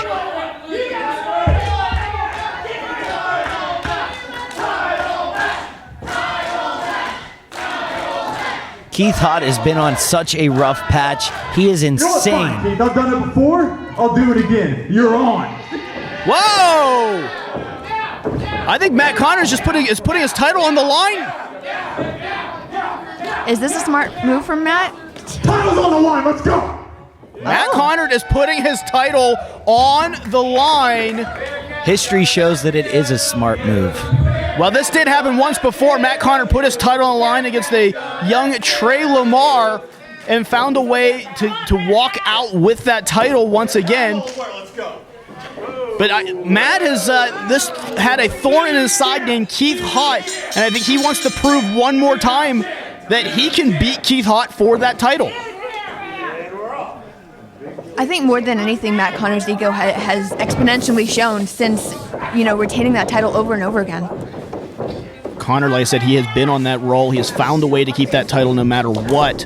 But Keith Haught has found this kind of hole in Matt Conard's game. He's been able to find ways around, and he hasn't been successful by beating him for the championship. But Keith Haught has pinned Matt Conard's shoulders to the mat. He does have that motivation behind him, but also he has his mind focusing on too many things. The title, this opportunity right now, not to mention, his tag team partner, Honey Badger, came back and completely just blew him off. So, I know he was pretty upset about that, but mainly he has to focus not on friendships, but this title. Absolutely, and you got to think, if you're Tony Johnson in the back, now you're watching, you've earned that title match at the third anniversary show. Tony Johnson is guaranteed to be in that match. We don't have a guarantee who the champion is going to be, though. I have a guarantee who's going to walk out of here with the championship belt. Matt Conard, the Reaper. Well, you may be right, you may be wrong, but Tony Johnson's got to watch this match in the back, looking at who could possibly be his opponent at the anniversary show. Tony Johnson and Keith Haught was a first-round match in that Rise of the Contender tournament match. That's a possibility that it could be, former friends Keith Haught and Tony Johnson at the anniversary show now. Yeah, it could go either way because Tony Johnson has so much history with both these men in the ring right now. Him and Keith Haught were, tag team partners, friends. He's, faced Matt Conard prior a year and a half ago. So. Yeah, Conard trying to get Keith Haught off his game. Keith, so unorthodox, finds a way to duck through. And now those big chops to Conard. Conard's got to be regretting putting the title on the line right now. A little bit of that Bearcat style. What is a Bearcat, by the way? It's a hybrid between a bear and a cat. Half bear, half cat. It's something out of an anime. Don't you watch anime? I don't. Uneducated. Keith Haught finding a way to get Matt Conard off his game, but Conard with a reversal. Keith with the crossbody cover. 2-0. Keith has proven over and over again, this is the 5th time he's faced Matt Conard. He's proven that he can get down and get serious. He's proven that he can be championship material. Yeah, ever since that moment in that Keith Haught, had Matt Conard pinned, there was a 3 count with a referee's hand. It may not have been the referee doing it, but ever since that moment that Keith Haught had that title in his hands, he was at the top of the mountain, and he did the honorable thing. He handed the title back to get his rematch. But ever since that moment, Keith has been reeling, but it could turn all on a dime right here, right now. One thing I've noticed, and I have to ask you, Marcus, and Joey as well, that championship, everyone has their eyes on it backstage in that locker room, but ever since, any person who's held that title, their attitude has changed. So do you think that, in a way, despite Keith not having that title, it has changed him? Oh! Keith Haught just kicked the ring post there, and that's going to be a target for Conard. And I agree with you a little bit, Lola. Once you win a championship like that, it does change you. You saw when Lee Moriarty became our first grand champion, he became a more focused fighter. When Matt Conard won it the first time, Matt Conard became became a legend in his own mind, and that's why we saw this shifting mood that he's had here. And of course, Derek Direction held the title for a cup of coffee, and that's just classic Derek. But this is a big target on his back right now, or technically on his knee, as Keith Haught is hobbled. And this is what Matt Conard can do so well. This is the meticulous style of Matt Conard. Once he gets you on the mat, once he gets control, there is nobody better in professional wrestling here in Pittsburgh than Matt Conard. I agree with you on that. And to answer your question, Lola, I didn't get a chance. Marcus cut me off. But Keith Haught, the only thing that he has proven is that he's desperate. He's trying to con Matt Conard into getting a title shot whenever it was supposed to be a non-title match. And the only thing that he has proven is that he cannot beat Matt Conard. And this is a walk in the park. This is cake work for Matt Conard. He's won up against guys like Cassius Ono, the Young Bucks, Matt Hardy. He's a well-traveled 10-year vet. You think that Keith Haught is going to take the title away from tonight? You are crazy. One thing I do have to point out, you mentioned in Keith Haught... 5 minutes gone by. You mentioned 5 minutes. Keith Haught being desperate, but you don't call this new attitude change from Matt and Ty and Edric desperate. They've had each other's backs for certain, but they've also kind of weaseled their way into things. How is that not desperate? Whenever you're the champion, you can do whatever you want. Matt Conard can do what he wants when he wants. He's the Ryse Grand Champion. Whatever you want to call it, weaseling, I call it being the best. And that's why Matt Conard is the best. Wait a minute. Inside cradle. Conard had him in that spinning toe hold, an homage to the Funks, as Conard has been working on that leg, looking for that leg lock that he uses so well. He has won matches with that, gotten people to tap out to that leg lock. But Keith Haught, I don't know if anyone puts their entire body into those strikes quite like Keith Haught. Oh, but his knee has gone out on him. I hate to say it, but his knee is going to be an easy target for Matt. Yeah, and this is what Matt loves, is this type of target. He's softening them up for that that leg lock that he uses, and back to that spinning toe hold. And then transitioning. Looks like going for a figure four, and he's got it locked in on Keith Haught. Keith Haught's got to give on this one. He has that in deep.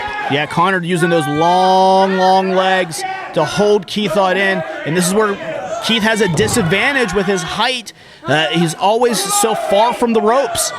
Keith is going to have to find a way to get some leverage here against Matt. But Keith has been in this situation before, and he's proven like he is tough mentally and physically. He hasn't tapped to Matt Conard.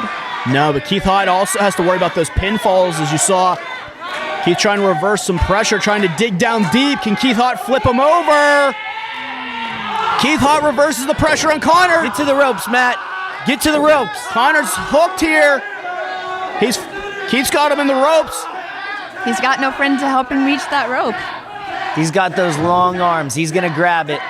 No! Almost tapped, but gets to the ropes. There we go. Keith Haught forced to break, and now both men's legs have taken a fair amount of damage as Keith Haught trying to dig down and find a way to beat Matt Conard for the title. At this point, Keith physically has to be one step ahead of Matt Conard. Keith, that uppercut shot.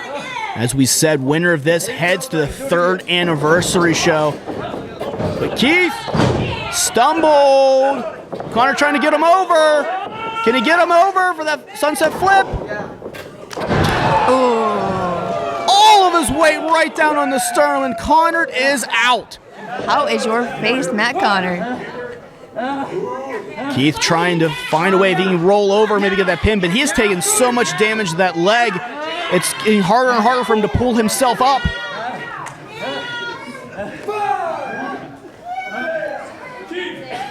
Conard is shaken, and this has turned into what we expected from these two.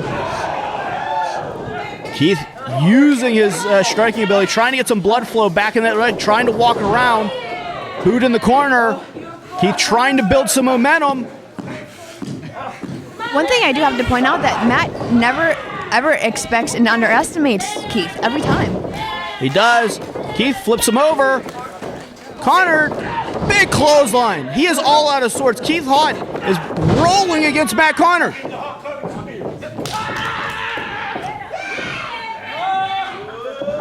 Oh, right back to the leg. Keith worrying about the wrong thing. Matt, the veteran. Big Samoan drop. Can Keith capitalize? Can he roll over? Can he make a pin?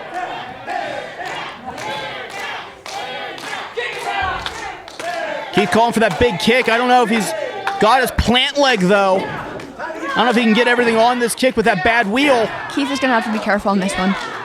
But careful is completely thrown out the window at this point. Goes for the kick. Conard ducks. Pump kick caught. Ducks the clothesline. Back to the knee. And again. Great move by Conard. Chopping him down. Shining Wizard by Conard. That's got to be it. Cover 2. No. Keith Haught finds a way to kick out. He's got the crowd behind him. He knows that he is championship material. He has a positive attitude to wrangle that energy. Keith Haught has found some sort of weird hole in Matt Conard's game, and Matt Conard just can't find ways to get rid of Keith Haught out of his life. Keith is one of the very few here who has been able to find a hole in Matt Conard's play. Absolutely. Matt Conard is such a well-rounded athlete, but Conard stalking Haught, and he'll hook him up, going for that DDT. Keith fights through. Victory roll. Cover 2. Headbutt by Haught. And Conard is shook. Haught is shook there at opposite sides. Look out. Maddie's to buckle. And Keith's still struggling on that leg. Conard covers. Wait. Use the ropes for leverage, but Haught's still able to kick out. Matt can pull his tricks, Matt can pull his cons, but Keith is going to find a way to get out of those. Look out, head kick! Knockout shot, Conard's out! He's giving Matt too much time to breathe, he should have pinned. Yeah, Keith, that leg went out on him there. Like I said, I don't know if he had his plant foot. He may have just hurt that knee even more, but Keith Haught going up top. If he hits this hot mess, this is all over. We're going to have a new champion if Keith Haught can hit this splash. With that knee in that leg, he's going to have to find some adrenaline to pull this off. Yeah, Keith is Oh, you slowly gotta but be kidding surely me. trying to make it up. Really? Here we go. Wait a minute, it's Edric Everhart, and he just... Who What didn't did I tell you? Who didn't see that one coming? Matt Conard still Ryse Grand Champion. Edric Everhart caused him a disqualification. And this is, now they're just going to beat down on Keith Haught. Matt's going to walk out with the title. He walks out with a loss, but he still walks out with a title.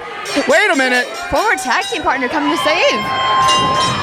Tony Johnson, we saw him battle Edric earlier, but this is a 2-on-1 mugging. Tony's going to try and fight back, but Tony Johnson's going to get what he deserves for sticking his nose where it doesn't belong.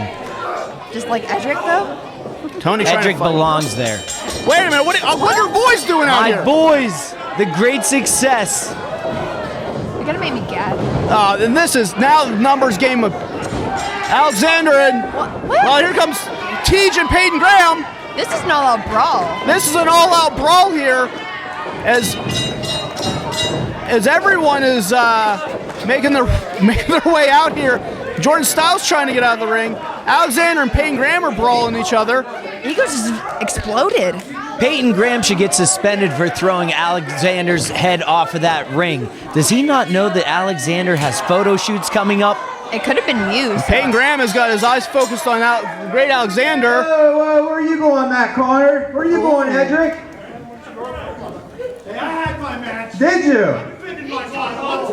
This has been a great night, Matt, and you guys are going to ruin it with all your stupid shenanigans. So what we're going to do is put you back in that ring, and we're going to hit that bell 4-on-4.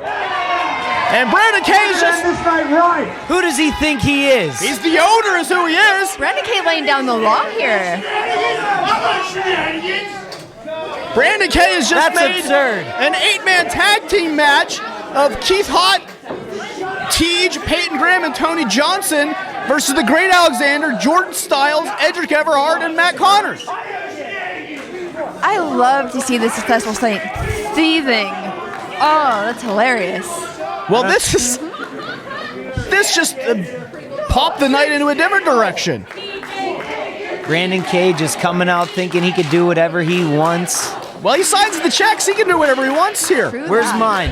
Well, you got to take it up with management, not me. Check that P.O. box. The thing is here, what's really interesting, all of these men have scores to settle on grudges. So it's just going to be hard to contain with one ref. Yeah, we saw Edric and Tony Johnson brawling earlier. Johnson found a way to beat Everhart.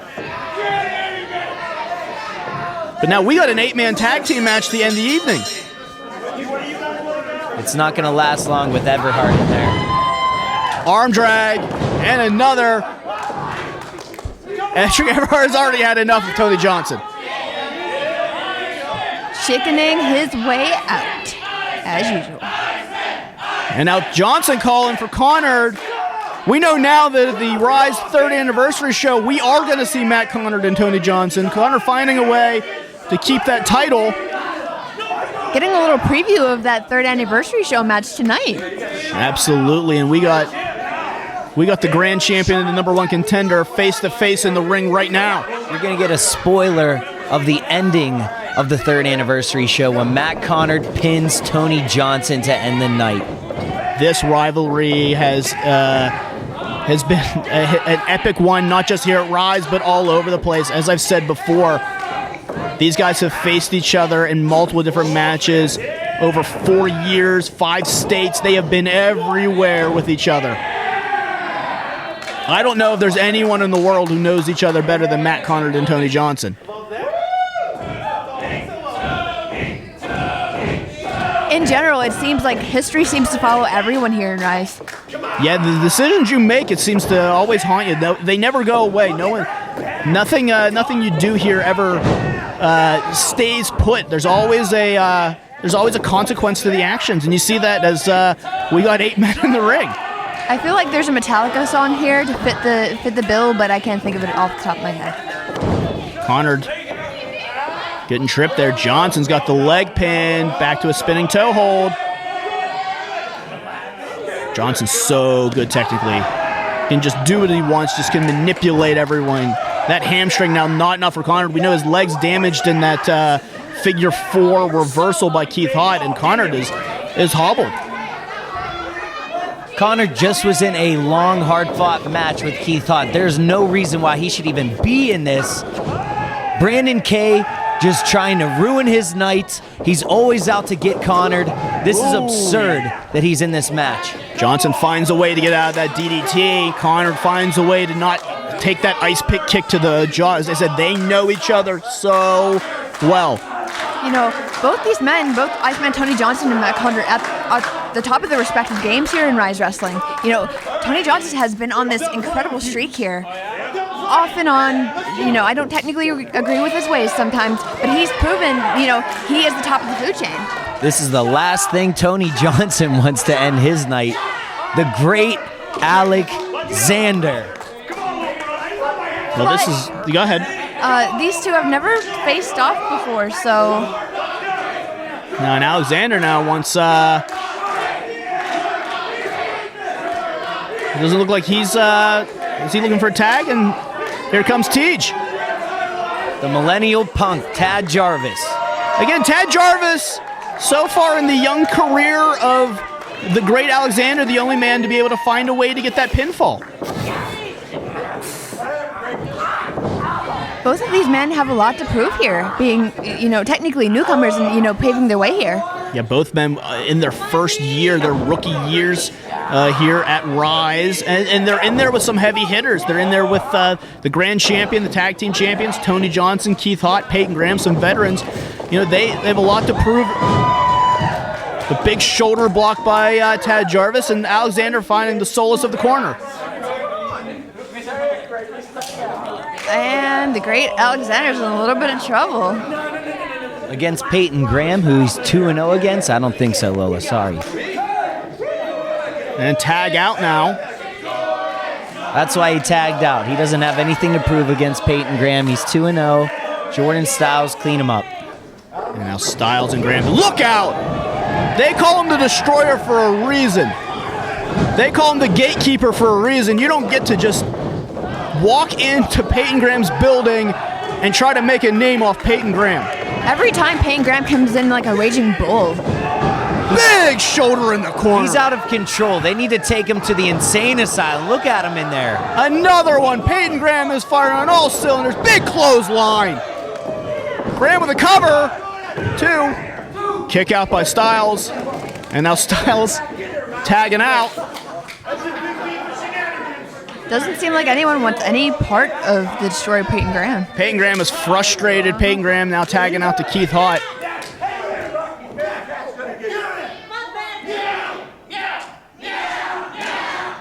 So far, it's been Johnson, Jarvis, Graham, and Haught who've had the advantage. And now Edric drop toe hold from Keith Haught. Wait a minute. Keith Haught riding him. So in anime, bear cats meow. That's what they do. They meow? Yeah. Okay, just checking. Wait a minute. Keith Haught trying to embarrass the tag team champion, Edric Everhart. This is a man that he considered a friend. Everhart and Keith Haught were part of Animal House together, and they were good friends. Wait a minute. No!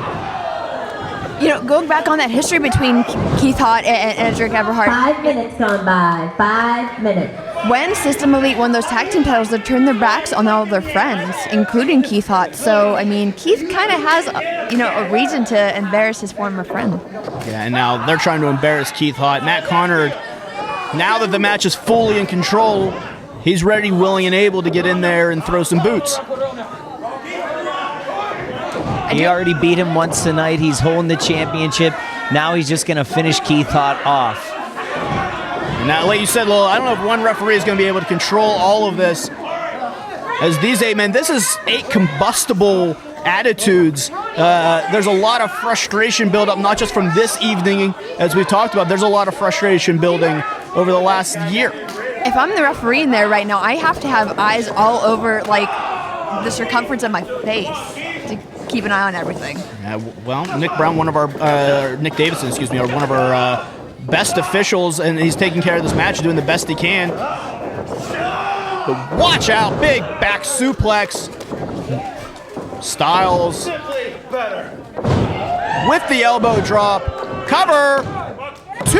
No. Haught finds a way to kick out. Jordan Styles has his own frustrations. So every time I've spoken to him, he's always kind of seemed like our owner, Ryse owner Brandon Kay, has gotten under his skin. So when he's in the ring with Keith Haught right now, he's probably seeing Brandon Kay. Oh, absolutely. He's been focused on Brandon Kay. He's been frustrated that he hasn't gotten picked by a random counter with the Ryse randomization, or the Uprise randomization.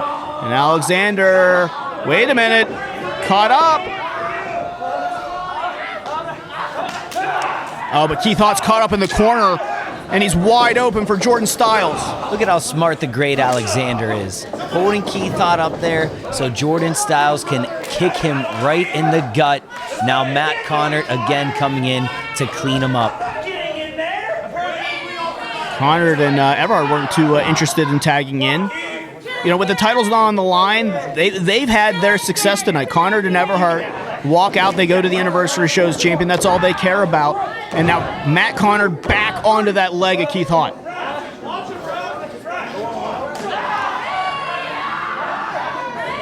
And again, this referee trying to just keep control the best he can, and I don't blame him. There is so many bodies all over the place. It's gonna be chaos. They're gonna tear Keith Haught apart if someone doesn't get involved. If you ain't cheating, you ain't trying. And if the ref didn't see it, they're not cheating. We got a lot of egos on one side with Matt Conard, Edric Everhart, the great Alexander, and Jordan Styles. But so far, they're in control. So far, they're working together pretty well. And with those egos, I have to wonder which it's a ticking time bomb. Essentially, we know Jordan Styles is known for throwing his, tag team partners under the bus and whatnot. So we're gonna have to see how long it takes for someone to implode. Keith Haught trying to fight back at Everhart, trying to build some momentum. Got his leg caught. Insaguri and Everhart is down. Keith fighting through that pain. And now Keith Haught's got to make a tag. He's got 3 partners. This could change the complexion very quickly if Keith can make a tag. Styles tag first. Johnson tagged. These two formerly tagged once here in Ryse. Well, they did, and now Tony Johnson taking out a former, well, I guess he was a main event trainee, so to speak. Big D by Alexander, big clothesline by Graham. There it is. Duck through, German by Everhart. Edric, beautiful German suplex. Headbutt by Haught, and Edric is out. Keith, DDT. This is a free-for-all. Big spear. Tad Jarvis showing up, but ooh! Conard just cleared his head. Good night, Punk. He knocked him into next week.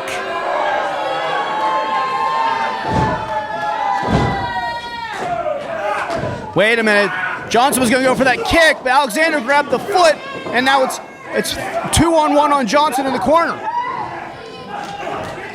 And this is broken down all over the place. It's got Graham and Styles. 10 minutes gone by. 10 minutes. We got Haught and Conard in the corner. We got Edric and Tony. Everyone is everywhere. This is just blown up. Payton throwing the successful pain in my side. Jordan Styles back in the ring to get some of that action. I think the referee is just giving up on this point. Oh, yeah, it's getting up at this point.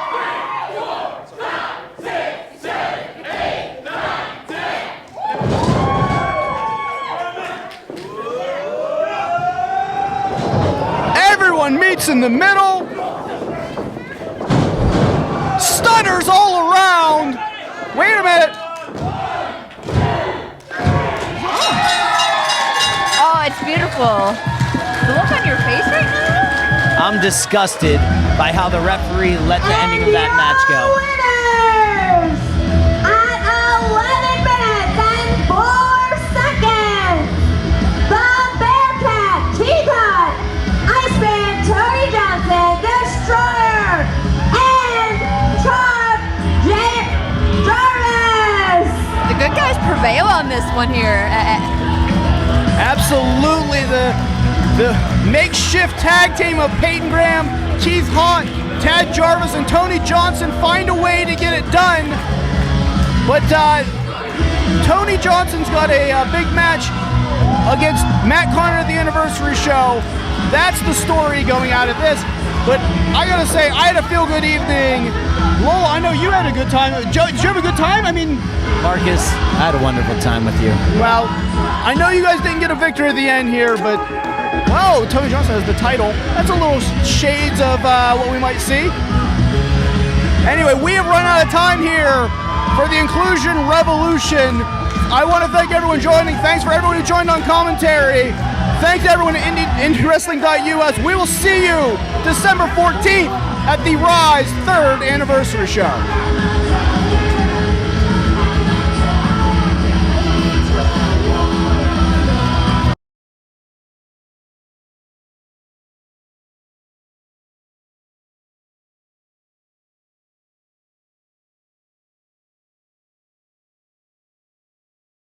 Sidekick Media Services. We are your sidekick in business for social media, video production, and more. Find out more at sidekickmediaservices.com.